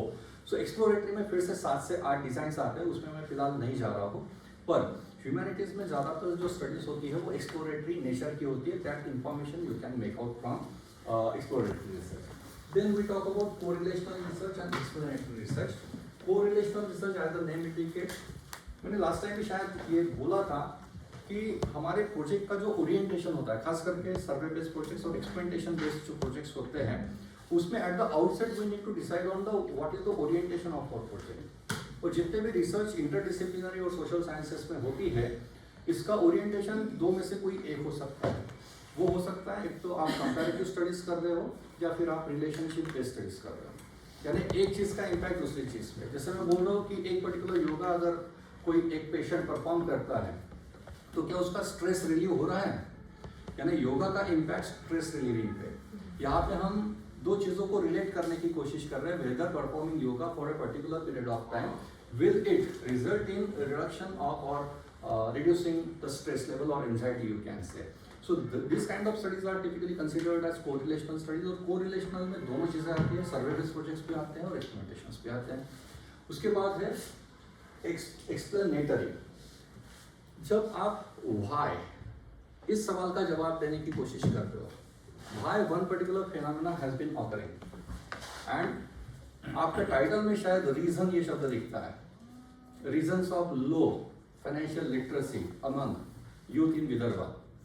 यहाँ पे इफ सपोज हम एक टॉपिक लेते हैं कि the reasons for low proficiency among graduates of this university, तो यहाँ पे हम बात कर रहे हैं कि यहाँ पे इंग्लिश बोलते हुए लोगों को तकलीफ हो रही है, तो क्या कारण है? एक ग्रेजुएट जो पिछले 12 साल से इंग्लिश मीडियम में पढ़ रहा है, आज वो 4 लाइन इंग्लिश में क्यों नहीं बात कर पा रहा है? And now we have take up this particular issue and we are identifying what are the reasons. English में किताबें पढ़ने के बाद और इंग्लिश में एग्जाम लिखने के बाद भी 12 साल वो बंदा अगर इंग्लिश ठीक से बोल नहीं पा रहा है या लिख नहीं पा रहा है या समझ नहीं पा रहा है, तो उसके कारण क्या है? तो यहाँ पे हम बात कर रहे हैं डायग्नोसिस के। तो explanatory research believes in diagnosing the reasons behind one particular phenomena, कि एक पर्टिकुलर फिनोमेना हो रहा है तो क्यों हो रहा है। If you are doing so then we are talking about, we are undertaking explanatory research. And now the context, that is inquiry mode. Over here we have got 2 configurations, qualitative and quantitative. और मुझे यहाँ से humanities के लिए जो context चाहिए था, वो कॉन्टेक्स्ट के लिए मैंने ये स्लाइड बनाई थी। Now here after will be referring to this particular context. Humanities में दोनों प्रकार के रिसर्च होता है, क्वांटिटेटिव भी होता है, क्वालिटेटिव भी होता है। पर ह्यूमैनिटीज़ में जो बेसिक फोकस है वो है क्वालिटेटिव रिसर्च पे। This is the bottom line. अभी लेट मी एक्सप्लेन यू कि what is qualitative and what is quantitative. So these are the types of research methodologies in humanities. This is what I was explaining you, quantitative and qualitative, and I have already highlighted qualitative because in humanities we focus more on following qualitative research methods. Although there are applications of quantitative research, there are some isolated projects you could find in humanities which are based on quantitative approaches as well, but still we majorly focus only on conducting qualitative research. Now we are on to quantitative and qualitative configurations. We'll be delving into it now. So we are on to first quantitative research methodology. So quantitative research ये basically 2 methods follow होती है। एक होता है सर्वे और दूसरा होता है एक्सपेरिमेंटेशन। सर्वे आपको मालूम है कि हम जनरली यहाँ पे टारगेट पॉपुलेशन को आइडेंटिफाई करते हैं, वेरिएबल्स को आइडेंटिफाई करते हैं, and then we design a questionnaire और interview schedule and then we gather primary data। और ये जो स्टडीज होती है, these are basically field studies। आपको रूम में बैठ के ये रिसर्च नहीं कर सकते। ह्यूमैनिटीज में बाकी जो लैंग्वेजेस में होते हैं वहाँ पे बेयरली हम लोग फील्ड में जाके करते हैं, पर ह्यूमैनिटीज में कुछ सब्जेक्ट्स ऐसे हैं, खास करके हिस्ट्री। आप अगर हिस्टोरिकल मॉन्यूमेंट्स पे सर्वे कर रहे हो या सॉरी रिसर्च कर रहे हो, तो आपको मॉन्यूमेंट्स को, वो प्लेसेस को तो विजिट करना ही है। So that will B part of your field study ना। सो whenever we talk about quantitative and specifically the surveys, we confine ourselves, rather we move out into the field for primary data collection. This is the main important feature of survey projects. So it is field study. As against that, there is experimentation. Experimentations are again 2 kinds of. The first one is laboratory based experiments and another one is field based. So field में जाके भी experimentations किए जा सकते हैं, और laboratory में हमारे फील्ड में जनरली हम लोग नहीं करते हैं। लेबोरेटरी में जो साइंसेज, जहाँ पे लेबोरेटरी का सेटअप लगेगा, फिजिक्स, केमिस्ट्री, इंजीनियरिंग, टेक्नोलॉजी की जो लेबोरेटरीज होती है, तो खास करके ह्यूमैनिटीज में हम लोग जो एक्सपेरिमेंटेशन, ऐसा नहीं कि एक्सपेरिमेंटेशंस नहीं होते हैं, ह्यूमैनिटीज में एक्सपेरिमेंटेशंस होते हैं, but those experimentations are typically conducted in field setups. जहाँ पे किले है या फिर जो भी हिस्टोरिकल मॉन्यूमेंट्स है आपके, वहाँ पे फील्ड विजिट करके you may perform experimentation over there. If suppose आपको स्ट्रक्चरल स्ट्रेंथ देखनी है कि आज किलों की हालत क्या है, so you need to move out there, you need to visit that place and you need to conduct your experimentation over there only. Okay, the quality of soil, the quality of raw material involved into building up those particular constructions and all, तो वहाँ पे आपको field में जाके experimentations करने होंगे। So this is qualitative survey or experimentation you can say.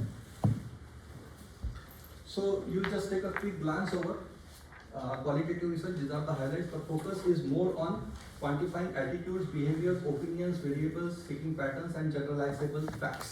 यहाँ पे नंबर्स पे डेटा नहीं रहेगा, सॉरी यहाँ पे क्वांटिटेटिव में data will be generated in terms of numbers. Over here the focus is more on quantification. जैसे सपोज मैं आपको पूछता हूँ कि धुरंधर मूवी कैसे लगी आपको, अगर आपने देखी होगी, तो यहाँ पे शायद 2 सेंस पे रिस्पॉन्सेस आ सकते हैं। एक होगा नरेशन के फॉर्म में कि सर बढ़िया लगा, 4 घंटे की मूवी थी, कहीं लगा ही नहीं कि यार बोर हो रहे हैं ना, 2 घंटे बाद interview, you will start explaining कि सर अक्षय खन्ना तो पूछो मत, गाने वगैरह बढ़िया थे, है ना। यानी what is happening over here, I been providing the narrative कि मेरा एक्सपीरियंस क्या था, और यहाँ पे जो आएगा शायद ऑडियो इंटरव्यू या वीडियो इंटरव्यू के फॉर्म में ये डेटा आ जाएगा। This data is considered as qualitative data, but as against that मैं आप सबको एक एक करके पूछता हूँ कि how would you rate Dhurandhar movie out of 5 star, how many stars you will assign. तो यहाँ पे जो डेटा आ रहा है, we are doing quantification now, getting it? This study will be considered as a quantitative approach. Means बात क्या हो रही है यहाँ पे, एक ही स्टडी को कंडक्ट करने के तरीके शायद अलग अलग हो सकते हैं। You may conduct the same study by following qualitative approach और your quantitative approach. So it is totally up to your orientation और how do you wish to report the things as. So data is absolutely in numerical sense. Over here you will be involving statistical softwares. Software से data analysis होगा, information will be available in terms of numbers. Methods, either we will conduct surveys or experimentation. Then goal is to test hypothesis. This is the major thing. जहाँ कहीं भी quantified data या numerically expressed data आपके पास है, तो typically we believe in performing hypothesis testing by applying several methods like t-test, z-test, and so many are there. Chi-square test, ANOVA, there correlation, regression, structure equation model, whatnot. Yeah, so many such tests are there in existence. So you will be applying. Important thing over here is कि if you are following quantitative approach, then we need to formulate hypothesis and we can test it. That is the bottom line. And along with that, some examples I have already cited you.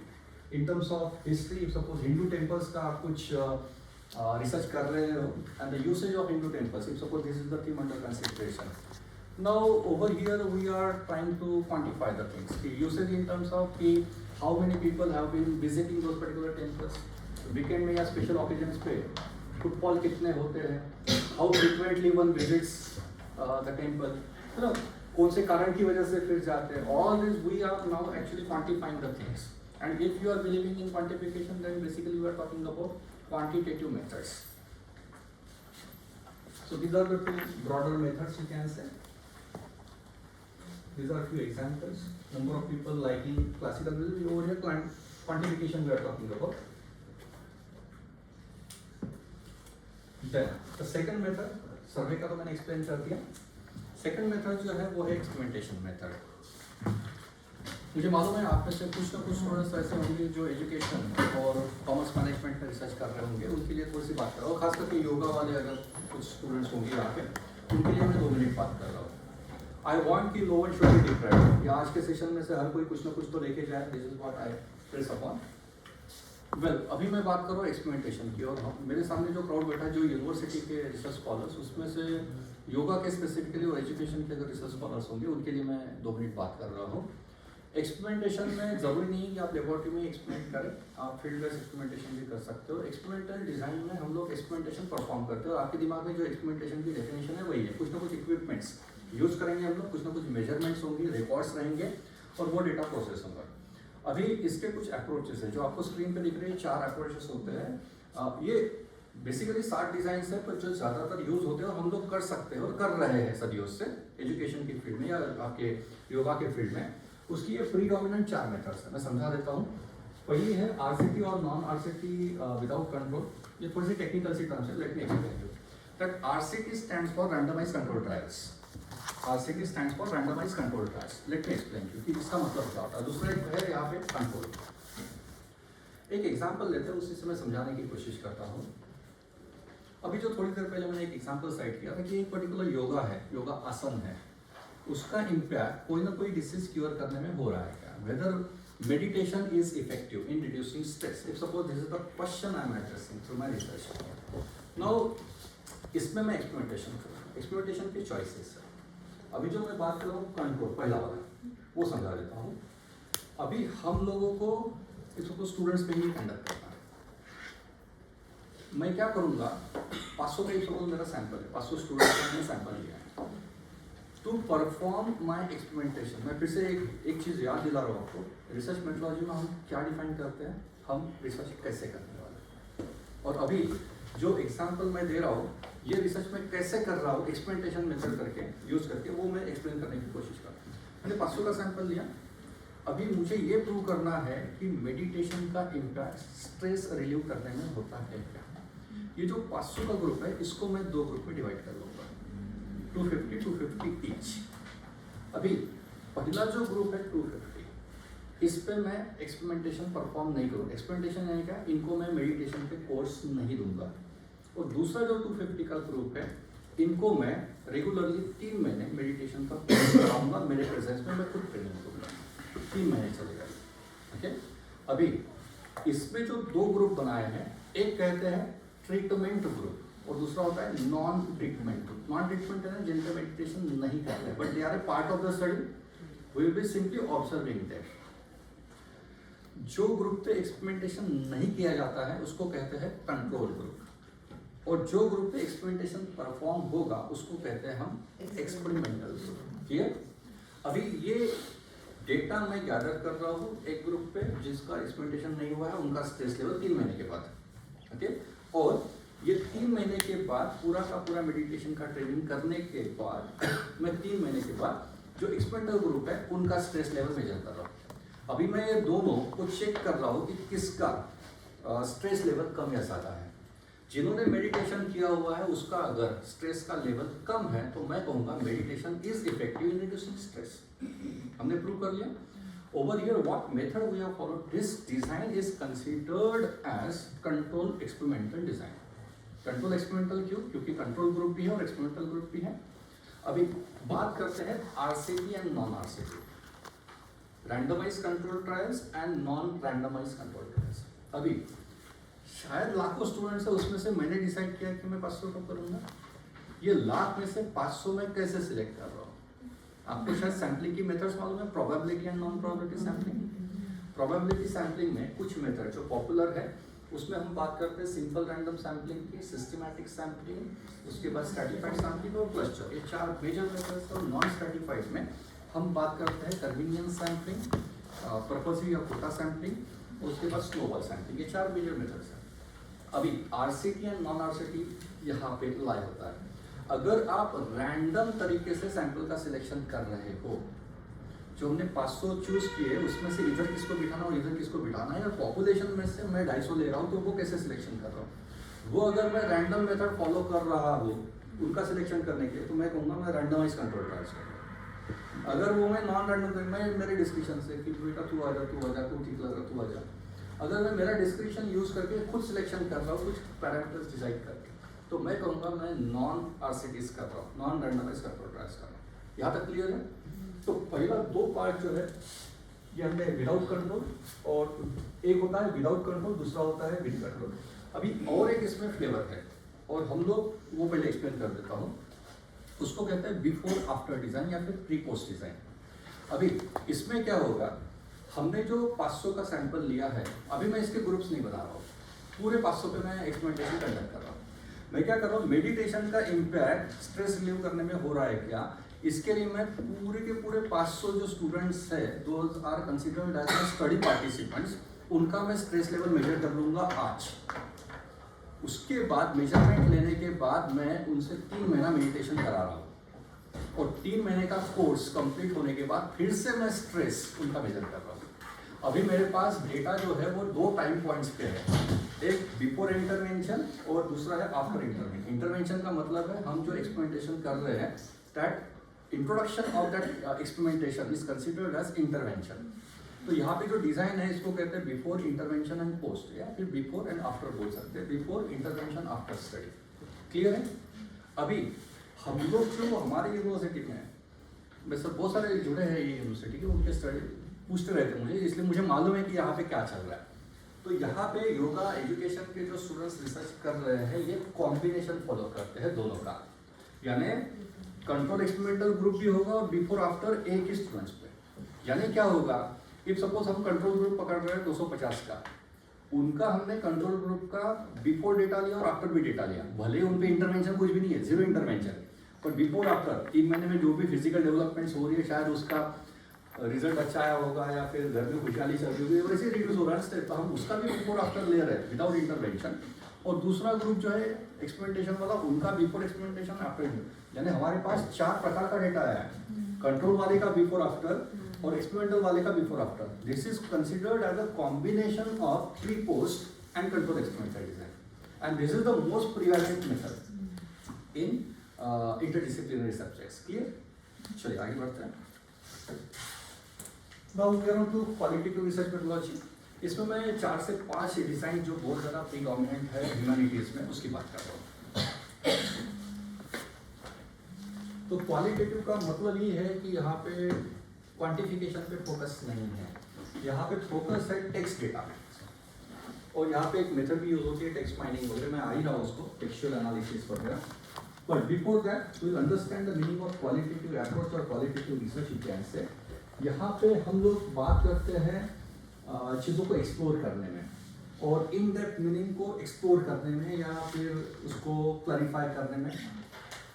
आप देख सकते हैं यहाँ पे जो हमारे study participants होते हैं वो नंबर में कम होते हैं. जैसे मैं अभी बात कर रहा था कि 500 स्टूडेंट, ऐसा नहीं होगा. यहाँ पे जिसका इंटरव्यू लिया जाएगा शायद 2, 4, 5 लोग हो सकते हैं उस पर्टिकुलर फील्ड के stalwarts. Just for the sake of example, हम लोग अगर हिस्टोरिकल मॉन्यूमेंट्स पे कुछ रिसर्च कर रहे हैं और रायगढ़ में शिवाजी महाराज जी का जो किला है उसके ऊपर हम लोग को स्टडी करना चाहते हैं, तो obviously we will visit Raigad and we will try to visit the senior people over there.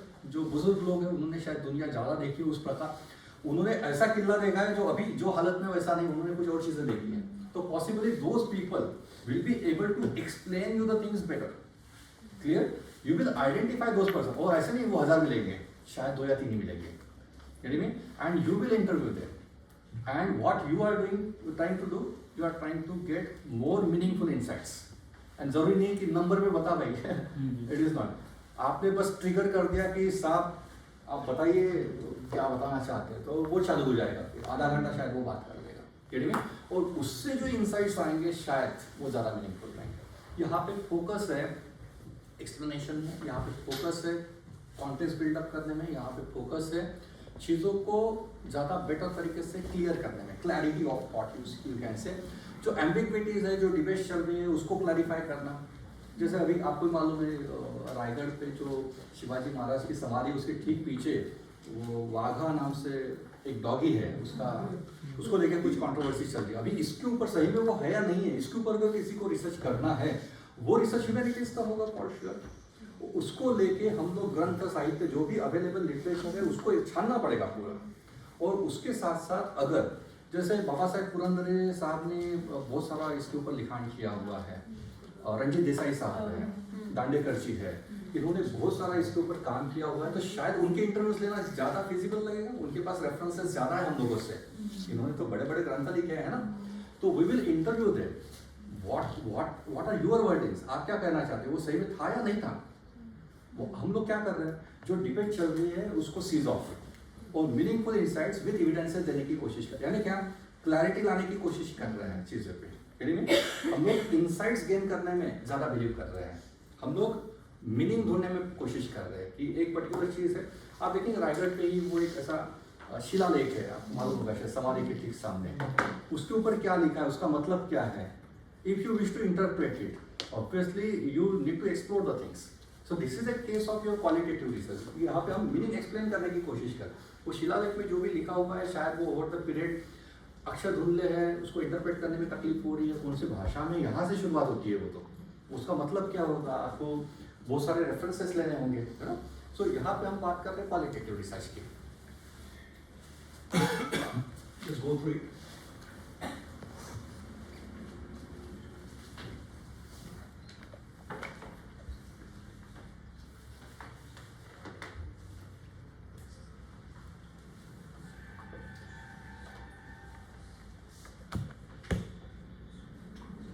ये मैं एक्सप्लेन कर रहा था आपको.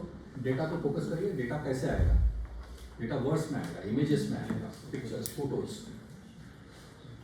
नरेटिव्स के फॉर्म में, लिटरेचर के फॉर्म में, जो भी साहित्य अवेलेबल है, आर्काइव्स शायद.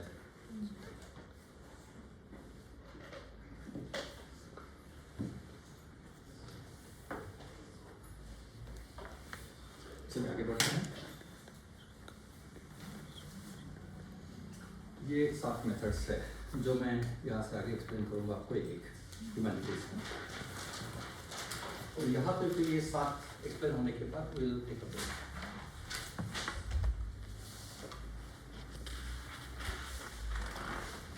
चलिए एक एक करके इसी ऑर्डर में कवर करने की कोशिश करते हैं। मैंने शायद 4-5 की स्लाइड्स बनाई है, 2 की नहीं बनाई है, पर मैं नरेशन दे दूँगा आपको। बात करते हैं टेक्सचुअल एनालिसिस की। जैसे इसका नाम ही बता रहा है, जो टेक्स्ट है उसका एनालिसिस करते हैं हम लोग। ये टेक्स्ट जो है ये शायद अवेलेबल है ओरल फॉर्म में या फिर रिटन फॉर्म में या फिर विजुअल फॉर्म में भी।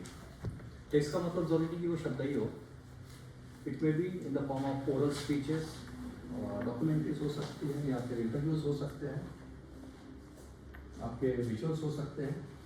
और इनको रेफर करते हुए we are trying to identify a typical pattern कि वो जो इंफॉर्मेशन शब्दों में अवेलेबल है उसमें से क्या पैटर्न्स निकल के आ रहे हैं, रुझान किस तरफ आ रहे हैं। जैसे ह्यूमैनिटीज़ में तो ये बहुत ही कॉमन मेथड है। हम लोग जो करते हैं ह्यूमैनिटीज़ में, खास करके हिस्ट्री, ज्योग्राफी और बाकी जो सभी इवन ज्योतिष शास्त्र में वगैरह, हम लोग फोकस करते हैं नरेशन पे। हम लिखते ज़्यादा है। आप देखेंगे कितने टेबल्स आपके इसमें होंगे, बहुत कम। आप हाइपोथेसिस टेस्टिंग तो हम लोग करते ही नहीं। फोकस जो है ग्रंथ तो बड़े होते हैं, वॉल्यूमनस होते हैं जनरली, और उसमें हम लोग अलग अलग साहित्य हमारे जो टॉपिक है उसके ऊपर अवेलेबल है, उसका हम विमोचन करते हैं। यानी कि यहाँ पे फोकस जो है इस प्रकार के टेक्सचुअल एनालिसिस में, the focus is more on synthesising the information. This is the keyword, synthesising the information. Synthesising का मतलब क्या है? You have got information available in fragmented pieces, बिखरी पड़ी है इंफॉर्मेशन। एक ही छोटी चीज़ लेके बैठे हो, उसकी इंफॉर्मेशन कहाँ कहाँ अवेलेबल है वो सोर्सेस निकाले, प्राइमरी सेकेंडरी दोनों, और उन्होंने क्या रिपोर्टिंग की है उसको हम एक कॉमन लिंक में पिरोने की कोशिश करते हैं कि क्या पैटर्न चल रहा है, क्या थॉट प्रोसेस है। और एट द सेम टाइम हम ये भी रिपोर्ट करते हैं कि कॉन्ट्रा इंडिकेटिव व्यूज क्या आ रहे हैं, कि एक ही चीज़ को लेके इसने ये कहा है और इसी चीज़ को लेके दो लोग तो ये कर रहे हैं। हम लोग क्या कर रहे हैं, पैटर्न्स डिराइव करने की कोशिश कर रहे हैं। मेजॉरिटी कहाँ पे आ रही है? मैं जो बात कर रहा था सिंथेसाइजिंग, सिंथेसाइजिंग का मतलब 2 चीज़ें होती है, एक होता है सिंथेसिस, दूसरा होता है एनालिसिस। आपने एनालिसिस ये शब्द शायद बहुत बार सुना होगा, मैं सिंथेसिस की बात कर रहा हूँ। एनालिसिस में क्या करते हैं हम, हमारे एक ब्रॉड ऑब्जेक्टिव के छोटे छोटे फाइंडिंग्स को पुट अप करते हैं। हम लोग जो सर्वे और एक्सपेरिमेंटेशन बेस्ड प्रोजेक्ट्स करते हैं उसमें जो ऑब्जेक्टिव्स है उस ऑब्जेक्टिव्स को लेके मल्टीपल रिजल्ट्स डिसाइड करते हैं, 1 2 3 4 5। और सिंथेसिस में क्या होता है, हमारे पास ऑलरेडी रिजल्ट्स अवेलेबल है। मैन्युस्क्रिप्ट में उन्होंने opinion, experiences, beliefs, prevailing cultures, ये सब ऑलरेडी लिखा हुआ है। These are the results. और इसमें से पिरो के हम क्या कर रहे हैं, these are the multiple results available with us, we are synthesising it together and we are coming up with our opinion. Getting me? This process is considered as synthesis, and in humanities we believe in synthesizing the information. The fragmented pieces of information, we are synchronizing it and we are expressing it in our words. What insights you have got and what are your final words on that particular phenomena or issue under consideration. Sir, sorry sir.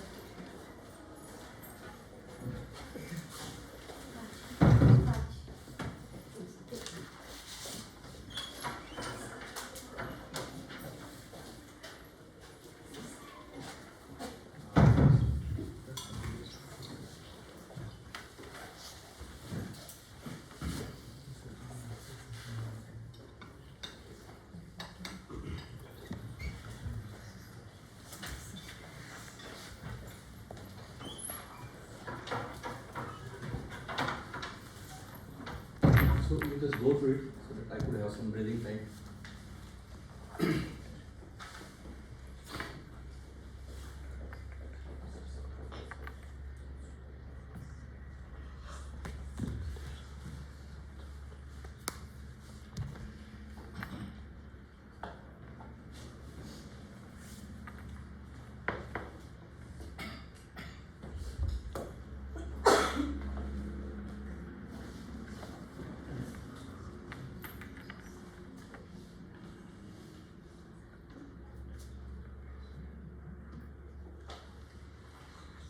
Sir question, Dhurandhar film का आपने example दिया, तो क्या हम उसे इस qualitative research के साथ जोड़ सकते हैं, क्योंकि वो चैप्टर वाइज उसका स्क्रीन पे लिखा है उन्होंने। बिल्कुल बिल्कुल, वो क्वालिटेटिव हो जाएगा। क्वालिटेटिव हो जाएगा। क्वालिटेटिव क्वांटिटेटिव में फोकस क्या है? क्वांटिटेटिव में focus is more on numbers and number crutching, and qualitative में कंटेंट इज द सब्सटेंस।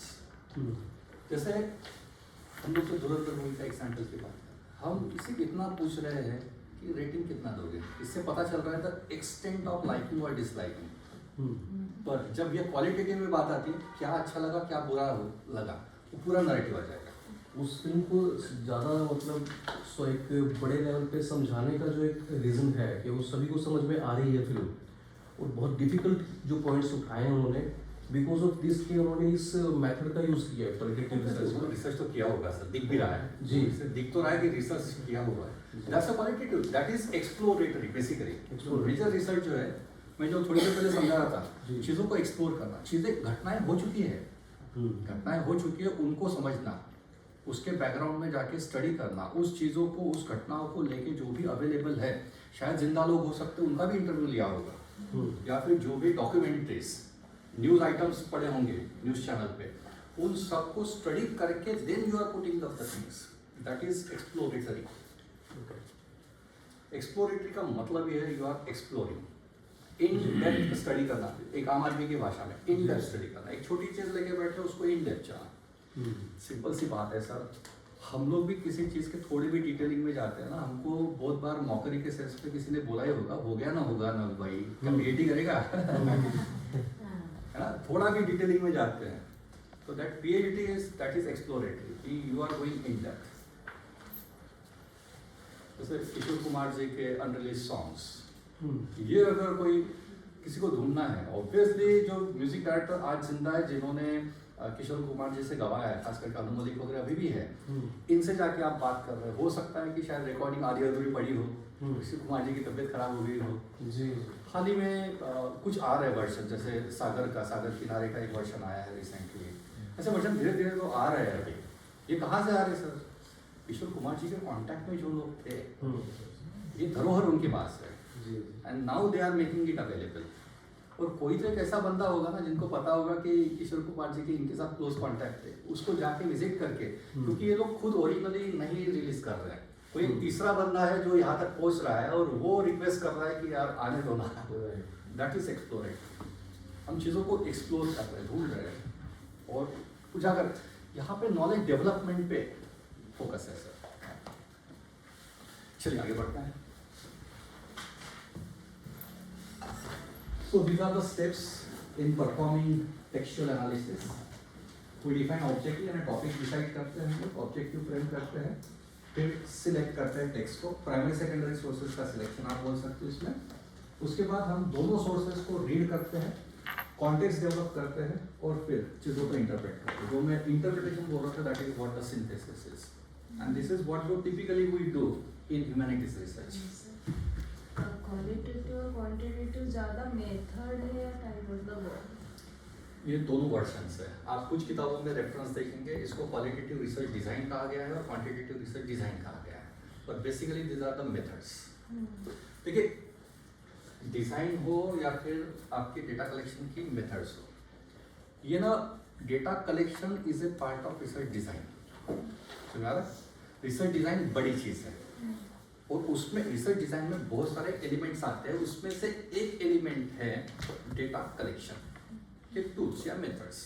तो हम लोग जो क्वालिटेटिव क्वांटिटेटिव, इसमें तीसरा वर्ड बहुत सारी किताबों में यूज़ किया गया है, इसको कहा गया है qualitative approach and quantitative approach. तो आपका ओरिएंटेशन क्या है? और ज़्यादातर स्टडी जो मैंने देखी है, कोई भी स्टडी पूरी की पूरी क्वालिटेटिव और पूरी की पूरी क्वांटिटेटिव जनरली नहीं होती है, इट्स अ मिक्स मेथड। आपने शायद इन दिनों कंटेम्पररी कोविड के बाद जो नई चीज़ आई है, that is mix method approach. What is mix method? You have been applying the principles of both qualitative and quantitative. आप देखिए आज के डेट में वर्कशॉप जो मिक्स मेथड अप्रोच पे, तो प्योरली ऐसा होता नहीं। और जैसे मैं बोलूँगा, किताबों के पढ़ने में पढ़ोगे, रिसर्च नहीं कर पाओगे आप। ये आपको मालूम है नहीं मालूम है, इससे कोई फर्क नहीं पड़ता है, आपने क्या किया वही समझाना है समझ आ रहा है? तो बहुत ज़्यादा टेक्निकली या शब्दों के पीछे ना लगते हुए हम लोगों ने रिसर्च कैसे इफेक्टिवली करना चाहिए उसके ऊपर ज़्यादा, ये आपका जो पाला है ना, ये already you have gone through it. कि ये अगर एमसीक्यू फॉर्म में पीईटी में आया होता कि एक एग्जांपल देके कि ये क्वालिटेटिव क्वांटिटेटिव, उसको ये समझ ये अंडरस्टैंडिंग ज़रूरी है। पर अभी जब रिसर्च कर रहे हैं तो थोड़ा बहुत 19-20 भी रहा नॉलेज, तो भी मुझे नहीं लगता भाई आपको हाइपोथेसिस की डेफिनेशन नहीं आती है, आई विल नेवर माइंड। आपको हाइपोथेसिस करना आता है क्या? That will eventually will be important ना।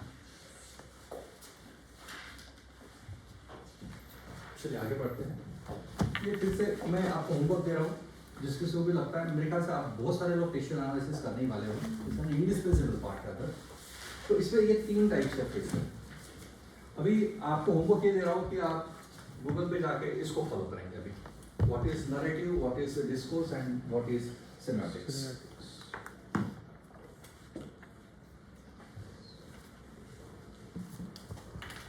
अगर मेरे जाने के बाद आप चाहते हो कि कुछ ढांसू करे तो मैं आपको ये कहूँगा कि आप शोधगंगा पे चाहिए, वहाँ पे सब्जेक्ट सर्चिंग का भी ऑप्शन है।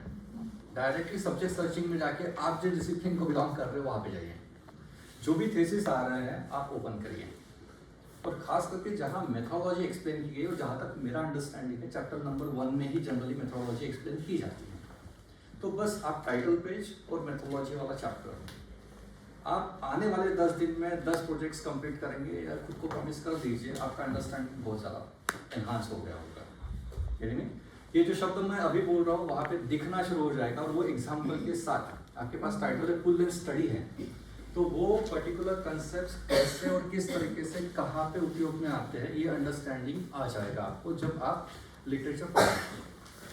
अगर आप बेहतर रिसर्चर बनना चाहते हो ना, मैं बहुत बड़ी टिप दे रहा हूँ, आप अपना रिसर्च लिखने से पहले दूसरों के रिसर्च पढ़ना शुरू करिए। पढ़ना और समझना ज़्यादा ज़रूरी है। इस प्रकार के वर्कशॉप शायद ये ट्रिगर करके काम करते हैं। मैं 2 घंटे में आपको गाइडलाइंस दे सकता हूँ, डायरेक्शन दे सकता हूँ, दिशा दे सकता हूँ सोचने के लिए या घर जाके क्या कर सकते हैं। और मैंने भी जो कुछ भी रिसर्च सीखा है वो इसी मेथड से सीखा है। I am Avid reader, voracious reader, और ये अंडरस्टैंडिंग जो मुझे, मैं सिर्फ ये चीज़ लेके बैठा हूँ ना, वहाँ पे तो आप देख रहे हो, मैं तो देख ही नहीं रहा हूँ। यानी ये आता है पढ़ने से। आप अच्छी क्वालिटी के पब्लिकेशन, स्कोपस वगैरह आपके फील्ड के, एक तो सबसे पहले ये जानना जरूरी है एज ए रिसर्चर आपको कि आपके फील्ड के सबसे बेहतरीन 10 जर्नल्स कौन से हैं। मैं अगर ये आपको पूछता हूँ आज, शायद आप क्लूलेस है। एक रिसर्चर को मालूम होना चाहिए ना कि अपने फील्ड के बादशाह लोग कौन हैं। भाई हमारे फील्ड के टॉप 10 जर्नल्स कौन है और वहाँ पे कौन पब्लिश कर रहा है, वो ऑथर्स, उनको कहते हैं सेमिनल ऑथर्स। और हम जो रेफर करेंगे, भाई पिछले साल जिसने हमारी यूनिवर्सिटी से पीएचडी करके थीसिस सबमिट किया है वो शायद हमको बहुत ज़्यादा कुछ नहीं पढ़ा पाएगा। आपके जो मेंटर्स हैं वो आपसे कम से कम 3 लेवल ऊपर होने चाहिए। This is the basic premise. आप जिसको फॉलो कर रहे हैं उसकी भी तो क्वालिटी चेक करनी चाहिए ना। ये कहाँ से आएगा? शोधगंगा इसलिए बोल रहा हूँ क्योंकि वहाँ पे पूरा फुल लेंथ थीसिस मिल जाता है। ओके, पर इसी के साथ साथ आपके फील्ड के जो टॉप जर्नल्स हैं, उन जर्नल्स में जो भी पब्लिकेशंस हुए हैं वो आम लोग नहीं हैं, ये हमारे फील्ड के बादशाह लोग हैं जिनको रिसर्च में सेमिनल कहा जाता है, सेमिनल ऑथर्स। और उनको अगर फॉलो करते हो अंडरस्टैंडिंग बहुत ज़्यादा क्लियर हो जाती है। तो you start following them, start searching them initially. और अभी एक ब्रेक लेंगे थोड़ा सा, ये पहले कंप्लीट कर लेता हूँ मैं 7 मिनट तक। ब्रेक के बाद मैं एक ये जो बोल रहा हूँ कि टॉप 10 ऑथर्स, ये कौन कैसे पता चलेगा, मैं दिखा देता हूँ आपको कि कैसे आइडेंटिफाई करेंगे। डेमोन्स्ट्रेशन करके, अगर यहाँ पे इंटरनेट होगा तो I will demonstrate you. For the timing will switch over. मैंने आपको होमवर्क दिया है, ये यू जस्ट फॉलो इट। आगे बढ़ते हैं। दूसरा है हिस्टोरिकल कॉन्टेक्चुअलाइजेशन। खास करके हिस्ट्री के जो प्रोजेक्ट्स होते हैं या हिस्टोरिकल जिसको कॉन्टेक्स्ट होता है, वहाँ पे ये मेथड ज़्यादातर यूज होती है। So it believes in analysing historical events, historical text, manuscripts हो सकते हैं, आर्टिफैक्ट्स हो सकते हैं, by placing them with in their specific time, specific place, surrounding social, political, cultural and economic circumstances. Importantly, you follow these answers when, where and why by exploring unique conditions, beliefs and developments that shape past phenomena. So typically followed in historical research studies, historical events, historical monuments, dead remains, or anything which has got some historical significance. These are the key issues. These are the approaches to put up your findings or to put up or present your data. जो हमारे research आए हैं उसको हम इस तरीके से presentation कर सकते हैं। तो you may develop a chronological context कि how the thing under consideration has been evolve over the period of time. That context you can take means chronological developments 1 2 3 4 5. Then geographical context wise you can present the things. If one particular phenomena has been occurred over here, here, here and here. Okay, and then chronologically you develop it. It's a combination of two. Then social cultural context you can undertake. Political and economic relevance you can undertake. ये जो शब्द यहाँ पे दिख रहे हैं इसका understanding बेहतर तब आएगा जब आप ये रिसर्च पढ़ना शुरू करोगे। ये शब्द आपको वहाँ पे दिखेंगे, यानी पढ़ना is the key, what I believe. आपको ये पीपीटी चाहिए होगा, मैं I will share this PPT with you all, don't worry. Then archival research. So archives you know these are the institutions or bodies they preserve the historical events or data, and there are several means government and private archives are there. So we retrieve our required documents from these different archives. Government का भी national archives of India, private तो बहुत सारे हैं। यानी हम लोग जब टॉपिक सिलेक्ट करते हैं तो प्राइमरी सोर्सेस लिखते हैं ना, तो प्राइमरी सोर्सेस में आर्काइव्स आते हैं आपके, and you retrieve original documents from this archives. Anyway, So what about the translation text that we are referring to? that should be considered as a secondary one. Original content in original form is considered as primary. And whatever research is conducted on those original sources, that is considered as a secondary. May it be edited forms, translation forms, or simplified, जैसे simplified कर दिया है चीज़ों को, तो वैसे भी available है ना एडिटिंग के फॉर्म में। तो अगेन इवन क्रिस्प फॉर्म, जिसको कंसाइज प्रिसाइज फॉर्म में छोटे से बुकलेट के फॉर्म में दे देते हैं। Summarize. Yes, exactly, in terms of summary. So these are all your secondary sources. Original is original. जो लिखा गया है that is original manuscript. That is preserved. That is your primary. और उसके ऊपर जो भी काम हुआ है that is secondary. जैसे मैं बता भी रहा था आपको, चैलेंजिंग डोमिनेंट नैरेटिव्स या कोई डिबेट्स कंट्रोवर्सीज को सब्सटेंशिएट करने के लिए we generally refer to the archives. Original sources पे जाके हम लोग चेक करते हैं क्या एविडेंसेस है। देन एथनोग्राफिक, अगर आप डिक्शनरी मीनिंग ढूंढते हो गूगल में एथनोग्राफिक का, तो it is a study of cultures, societies. उसके ऊपर अगर आप कुछ स्टडी कर रहे हो तो that is a case of ethnographic studies. हम लोग कोई कम्युनिटी पे काम कर रहे हैं, एक पर्टिकुलर सपोज गोंड कम्युनिटी, हमारे यहाँ नागपुर के आसपास गोंड कम्युनिटी थी, अभी भी है। तो वो गोंड कम्युनिटी के कल्चर्स, उनके festivals they have been celebrating, their food, their education, you know, their beliefs, इसका अगर आप स्टडी करना चाहते हो तो that becomes a case of ethnography. Ethnography is a study of cultures. You are exploring, you are studying the cultures, beliefs prevailing in those particular defined communities in general, you can say. So that is ethnography.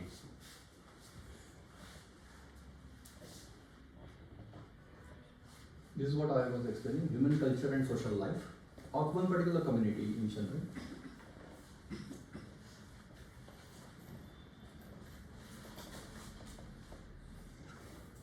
Sociology, folklore, tribal studies in particular, और even interdisciplinary approach भी बहुत सारी studies में मैंने देखा है कि जहाँ पे एथनोग्राफिक किया जाता है along with some other methods as well.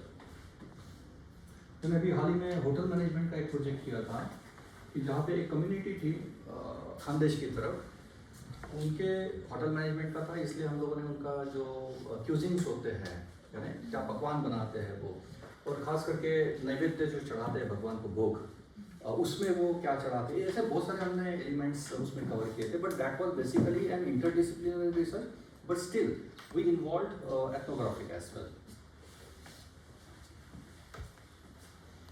Ethnography के ये कुछ मेथड्स हैं। द फर्स्ट वन इज, इसमें स्पेसिफाई करना होता है, सिर्फ एथनोग्राफिक लिख के नहीं होता है। एथनोग्राफी में भी ये ऑप्शन है आपके पास, उसमें से भी जो पहले दो है ना, ये ज़्यादा इंपॉर्टेंट और प्रिवेलेंट है। Let me explain you. First one is participant. यहाँ पे एथोग्राफिक स्टडीज में जो डेटा कलेक्शन की मेथड है वो ऑब्जर्वेशन बेस्ड होती है या फिर इंटरव्यू मेथड्स होती है। अभी ऑब्जर्वेशन में फिर से दो मेथड्स है। ऑब्जर्वेशन में एक मेथड होता है नॉन पार्टिसिपेटिव और दूसरा होता है पार्टिसिपेटिव मेथड। नॉन पार्टिसिपेटिव का मतलब क्या है कि आप जाएंगे वहाँ पे और आप सिर्फ वीडियो रिकॉर्डिंग करोगे, ठीक है, और आप वो वीडियो रिकॉर्डिंग घर में लेके आएंगे, यानी उनका घर कैसे रहता है, कौन से मटेरियल से बनता है, पहनावा क्या होता है, वो सब वीडियो देख के आपको पता चल जाएगा। जनरली हाइट कितनी होती है, आपका स्किन का टेक्सचर क्या होता है वगैरह, ये सब चलो आप वीडियो बना के लेके आए और घर में आके आप उसको प्रोसेस कर रहे हो और उसके से इंसाइट्स ले लो। That is called as non participative observation. और दूसरा होता है पार्टिसिपेटिव ऑब्जर्वेशन, यानी क्या आप उनके साथ रहेंगे, वहाँ पे रहेंगे 2-3 महीने जो भी है। वो सारी मूवीज में ये दिखाया भी जाता है। रंग दे बसंती आमिर खान की जो मूवी थी उस पर जो फॉरेन की रिसर्चर आती है वो जीती है, यहाँ पे रहती है। वो सारी स्टडीज में आपने देखा होगा कि फॉरेन से रिसर्चर्स आते हैं और यहाँ पे समय बिताते हैं, खास करके यहाँ का फूड, यहाँ का कल्चर, यहाँ के फेस्टिवल्स वो ऑब्जर्व करते हैं and they participate in those festivals aspect. This is what participative से इनसाइट ज़्यादा बेटर आते हैं, बिकॉज यहाँ पे मेथड जो है वो इंटरेक्टिव है। You have been experiencing what life they have been living, उनके जैसा पहनावा करना पूरा, उनके जैसे भाषा बोलने की कोशिश करना, या फिर उनके जो फूड है उसको ट्राई करके देखना, उनकी लैंग्वेज को ट्राई करके देखना, ये सब जो है it is more involve approach, जिससे इंसाइट्स ज़्यादा बेटर आते हैं। तो this is one of the most popular methods you can से participative observation. Along with that, interviews is also there, informal conversations. These are the methods. Interviews में हम लोग जो भी कम्युनिटी है उनके जो लीडर्स होते हैं, community leaders, we identify them and we interview them कि सर आप बताइए थोड़ा सा। एंड देन इंटरव्यू भी फिर से 3-4 प्रकार के होते हैं, लेकिन एक्सप्लेन यू। इंटरव्यू का एक जो कॉन्फ़िगरेशन है, एक होता है स्ट्रक्चर्ड और दूसरा होता है नॉन स्ट्रक्चर्ड। स्ट्रक्चर्ड का मतलब होता है कि आप घर से तैयारी करके गए हो कि कौन से क्वेश्चंस पूछने हैं, कितने पूछने हैं और कौन से ऑर्डर पर पूछने हैं, यानी क्या आपने लिख के एक डॉक्यूमेंट प्रिंट आउट लेके गए हो and that document is considered as schedule, interview schedule. Schedule क्यों? शेड्यूल का मतलब ये होता है कि it is pre plan. Railway का अपना शेड्यूल होता है, यानी कौन सी ट्रेन कौन से प्लेटफॉर्म पे आएगी, कितने बजे छूटेगी, इट इज प्री डिफाइंड। तो अगर हम इंटरव्यू लेने के लिए घर से डिसाइड करके गए हैं कितने क्वेश्चंस पूछने हैं, कौन से ऑर्डर में पूछने हैं, तो दैट इज स्ट्रक्चर्ड। और नॉन स्ट्रक्चर्ड का मतलब होता है यहाँ पे हम तैयारी नहीं करके गए, स्पॉन्टेनियसली एक क्वेश्चन पूछा, उसने जो जवाब दिया उसमें से क्लू लेके हमने टाइम पे ही दूसरा क्वेश्चन तैयार किया, वो पूछ लिया। यानी खास करके न्यूज़ चैनल पे जो इंटरव्यूज चलते हैं दे आर नॉन स्ट्रक्चर्ड पर जो कॉपी विद करंट जो है उसमें वो स्ट्रक्चर्ड होता है, वो लेके बैठता है कार्ड, उसमें से ही वो पूछता है, दैट इज स्ट्रक्चर्ड। और तीसरा एक जो है जो ह्यूमैनिटीज में ज़्यादातर यूज होता है, that is in depth interview. अभी इन डेप्थ का मतलब क्या होता है, जैसे नाम ही बता रहा है इसका इन डेप्थ, यानी क्या ये 2-4-5 मिनट में खत्म होने वाला इंटरव्यू नहीं है, ये लेंदी इंटरव्यू होगा, लंबा इंटरव्यू चलेगा। दूसरी एक सबसे important peculiar characteristic of in depth interview is कि इसमें इंटरव्यूअर कम बोलता है। 2 पार्टीज है, इंटरव्यू जो इंटरव्यू ले रहा है, दूसरा होता है इंटरव्यू जो इंटरव्यू दे रहा है। तो यहाँ पे इन डेप्थ इंटरव्यू में आप एज ए रिसर्चर कम बात करोगे और जिसका इंटरव्यू लिया जा रहा है वो ज़्यादा बात करेगा। यानी क्या सर आप आपकी लाइफ की स्ट्रगल्स बताएंगे, आपने एक ही क्वेश्चन पूछा, वो बता रहा है कि वो उद्भक्ति केस में मैंने पढ़ाई की है, उससे चालू हो गया पूरा वो ना, और वो बता रहा है कि घर में खाने पीने के पैसे नहीं थे, वो हम आटे में पानी डाल के जो पीते थे, वो चालू हो गया फिर लंबा चौड़ा। यानी क्या यहाँ पे इन डेप्थ में फोकस जो है उसकी तरफ से इंसाइट ज़्यादा आनी चाहिए। रिसर्चर कम बात करेगा, ज़्यादा से ज़्यादा इंफॉर्मेशन निकालने की कोशिश करेगा। सो आपकी एथनोग्राफिक में इंटरव्यूज भी और ह्यूमैनिटीज में इन जनरल मीन्स ये कॉम्बिनेशन में यूज कर सकते, जो मेथड्स में बता रहा हूँ उसमें इंटरव्यू में भी incorporate as a combination. These are few examples. एक मेथड है जिसकी स्लाइड शायद मैंने बनाई नहीं है, दूसरी होती है केस स्टडी मेथड, ह्यूमैनिटीज में की जाती है, पर आइसोलेटेड है इसलिए क्योंकि इसको लेके अवेयरनेस अभी भी नहीं है लोगों में। और हमारे यहाँ ऐसा फुल लेंथ पूरा एक दिन का वर्कशॉप लेके केस स्टडी समझा सके ऐसे रिसोर्सेज भी कम है। और other to a larger extent ये डिटरमाइन होता है कि हमारे पहले बैचेस ने क्या किया है, वही इसी बैचेस में वो आगे चलते रहता है। और सुपरवाइजर भी नहीं चाहते कि बहुत बार नया कुछ करे, शायद DRC हमारी रेजिस्ट करे कि ये क्या लेके आए हो, ऐसा नहीं होता अपने यहाँ। ये कुछ कारण है कि जिसमें कंटेम्पररी मेथड्स फिर ज़्यादा उजागर नहीं होती हैं, पर केस स्टडी एक अच्छी मेथड है जो ह्यूमैनिटीज़ में यूज़ होती है, जो अच्छे रिसर्चर्स से खास करके मैंने साउथ में और नॉर्थ में दोनों एंड में मैंने देखा है कि रिसर्चर्स ने use case study method. Case का मतलब होता है कि एक स्पेसिफिक यूनिट, एक स्पेसिफिक ग्रुप, एक डिफाइंड वेल डिफाइंड ग्रुप। जैसे मैं अभी बात कर रहा था हिंदू टेम्पल्स की। अभी अगर आप हिंदू टेम्पल्स के जो टाइप के होते हैं ना, जैसे मैं हेमाड़पंथी हिंदू टेम्पल्स सिर्फ इतना ही सिलेक्ट कर रहा हूँ, तो मैं कहूँगा कि मैं हेमाड़पंथी टेम्पल्स की केस कर रहा हूँ, केस स्टडी कर रहा हूँ। यानी क्या, उसके ऊपर जितने भी डिटेलिंग हो सकती है वो मैं पॉसिबली कर लूँगा। हिंदू टेम्पल बोलने के बाद वो चीज़ ब्रॉड हो जाती है, पर केस स्टडी में जितना प्रिसाइज, जितना फोकस्ड जा सकते हो उसके ऊपर होता है, और उसको फिर डिटेलिंग करना, उसकी पूरी हिस्टोरिकल इंफॉर्मेशन या फिर इवोल्यूशन, प्रेजेंट स्टेटस, इसके ऊपर पूरा का पूरा एक्सप्लेनेशन हम लोग करते हैं केस स्टडी मेथड में। बाद में है फोकस्ड ग्रुप रिसर्च। अभी जो थोड़ी देर पहले मैं साइट कर रहा था रायगढ़ किले का जो एग्जाम्पल, कि वो जो डॉगी है उसको लेके हम लोगों को कुछ फर्स्ट हैंड इंफॉर्मेशन चाहिए। तो वहाँ के जो बुजुर्ग लोग हैं और ख़ास करके वहाँ के इतिहासकार भी उस प्रांत के, उनको हम लोग ऐसे सेटअप में बुला रहे, फॉर्मली इनविटेशन देके, और एक प्रॉपर शेड्यूल बनाया हुआ है। हमने अलग अलग डोमेन के लोग लिए। रायगढ़ के जो निवासी है उसमें जो सीनियर लोग हैं, बुजुर्ग लोग, उसमें से कुछ रिप्रेजेंटेटिव्स आ गए, कुछ इतिहासकार आ गए, और कुछ उसको लेके जो जानकारी है जिनके पास शायद मीडिया, उनको ऐसा एक पैनल हम लोगों ने अपॉइंट किया, ऑफिशियली अपॉइंट किया, और इनको बताया है ऑर्गेनाइज तरीके से कि इस प्रकार का एक डिबेट हम लोग कराने वाले हैं इस पर्टिकुलर डेट पे, इस पर्टिकुलर जगह पे। अभी वो पैनल यहाँ पे आके बैठा है, और हम लोगों ने एज ए रिसर्चर इनिशिएटिव लेके हमने इसका बैकग्राउंड, रूपरेखा बता दी कि हम लोग यहाँ पे क्यों लिए हुए हैं। और अभी हम ओपन कर रहे हैं फोरम कि आप ये जो कंट्रोवर्सी चल रही है, आप अपने अपने विचार रखिए, और ये पैनल फिर आपस में डिस्कस करेगा। और एज ए रिसर्चर हमारा काम, वी आर मियर ऑब्जर्वर, हम सिर्फ देख रहे हैं, हम नोटिंग ले रहे हैं, हम शूटिंग भी कर रहे हैं, और ये होने के बाद वो शूटिंग, हमारे जॉइनिंग नोट्स, इन सबको ध्यान में रखते हुए विल कम अप विद, इतिहासकारों का कहना ये है, मीडिया का कहना ये है, निवासियों का ये कहना है, eventually you will put up a conclusion. It is called as focused group, क्योंकि ये ग्रुप जो है, it is a group of experts in the field. ये ग्रुप का साइज 5-6 से ऊपर नहीं होता है। There are limited number of experts, और एक तरीका जो मैंने बताया, इस एक्सपर्ट का एक एक करके इंटरव्यू लेना, that is one of the methods. पर फोकस ग्रुप में इन सबको साथ में लाके जितने भी उसके प्रोज एंड कॉन्स हैं, वो सब एक ही प्लेटफॉर्म पे एक्सप्लोर करना, that is what is called as focus group research. Clear? देखिए ये सब मेथड्स है, पर सही में कितने लोग कर रहे हैं वो भी एक बार चेक करिए आप। इसको जिगर लगता है ये सब करने को, जिगर, उसके साथ साथ अवेयरनेस भी तो होना ना कि ऐसे कोई चीजें हैं हमारी फील्ड में। पर मैं इसलिए बोल रहा हूँ, आप अच्छे लोगों को पढ़िए, अच्छा रिसर्च अगर पढ़ते हो तो इन लोगों ने किया है, इसलिए तो वहां तक पहुंचे हैं फोकस तक। हम लोग क्यों नहीं पहुंच पाते मालूम है? हम लोग रूडिमेंट्री मेथड से फॉलो कर रहे हैं, हम लोग सेफ प्ले करते हैं। भाई जिंदगी में एक ही बार कर रहे हो ना रिसर्च, करो ना यार ढासू कुछ तो भी। ऐसी कोई चीज हमारे प्रांत में पूरा जिंदा जब तक हो तब तक नाम लेना चाहिए यार, ये था जिसने किया यार। ऐसे मैं बहुत अच्छे प्रोजेक्ट्स कर रहा हूँ, just to share with you. कुछ सालों बाद लोग नाम तो लेंगे बहुत, मैं बहुत ढांसू लेवल के रिसर्च कर रहा हूँ, जो मैं बोल रहा हूँ झंझोड़ के रख देने वाले। एक अभी हाल ही में हमने किया है, जो अमेरिका ने भी उसका कॉग्निजेंस लिया है, और एक मेथड डेवलप हुई है छोटे बच्चों को जो इंग्लिश पढ़ाया जाता है, KG 1 से लेके नर्सरी से लेके लगभग स्टैंडर्ड 2 तक जो इंग्लिश पढ़ाया जाता है अल्फ़ाबेट्स, उसमें एक मेथड आई है जिसका नाम है जॉलीफोनिक्स। जो मालूम है आप में से कितने लोगों ने सुनी है? सुना है। तो वो मेथड यूके में, लंदन में वो डेवलप हुई है, और जॉली सर उसके फाउंडर है।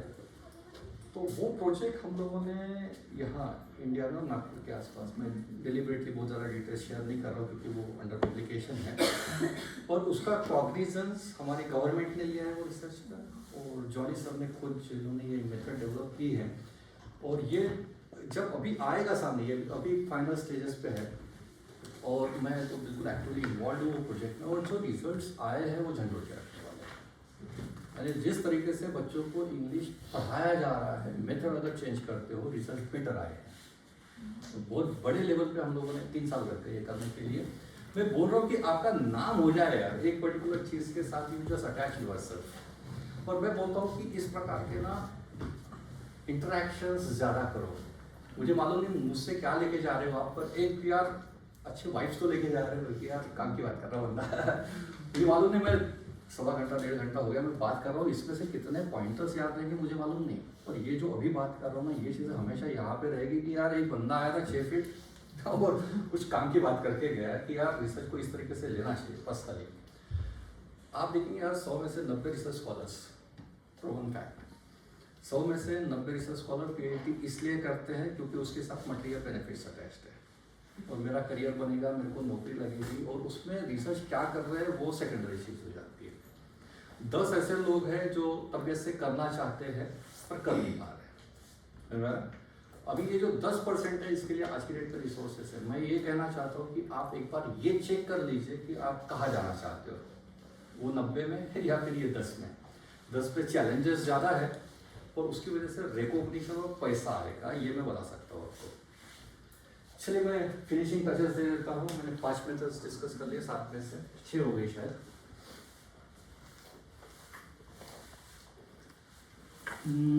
मेथड्स देख लेते हैं डेटा कलेक्शन की। मैं समराइज कर रहा हूँ जो अभी तक डिस्कस किया हमने। Interviews, focus group interviews, observation checklist हम लोग बनाते हैं। उसके बाद archive records, original text, manuscripts, medias, artefacts, cases, reports, encyclopaedias, ये सब हमारा डेटा के सोर्सेस होते हैं।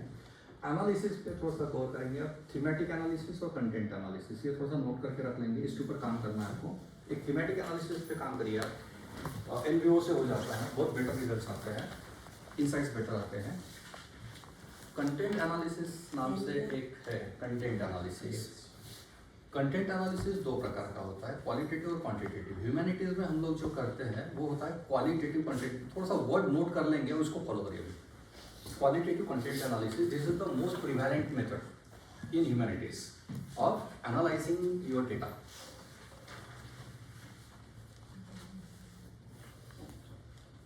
कंटेंट एनालिसिस जो क्वांटिटेटिव वाला है उस पर मैंने बहुत सारा काम किया हुआ है।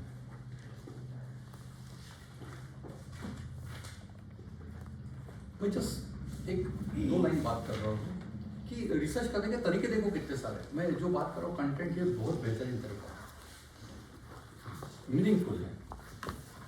हम लोगों को यहाँ पे आर्काइव्स पे से डेटा लेके आना है। मैं एक एग्जांपल लेके समझा देता हूँ, मैंने बहुत सारे किए हैं, एक मैं आपके साथ शेयर कर रहा हूँ कि जैसे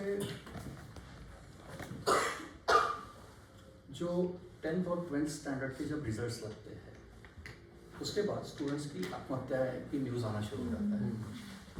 ये मुझे थोड़ा गंभीर इशू लगा। यार लाइफ तो शुरू ही नहीं हुई, खत्म कर रहा भाई तू क्या फर्क पड़ रहा? अरे हो गया ठीक है, टाइम दे दे यार, फिर से क्या है उसमें, सप्लीमेंट्री दे, हो जा पास, क्या फर्क पड़ने वाला उससे। और जिसने पास किया वो भी क्या कर रहा है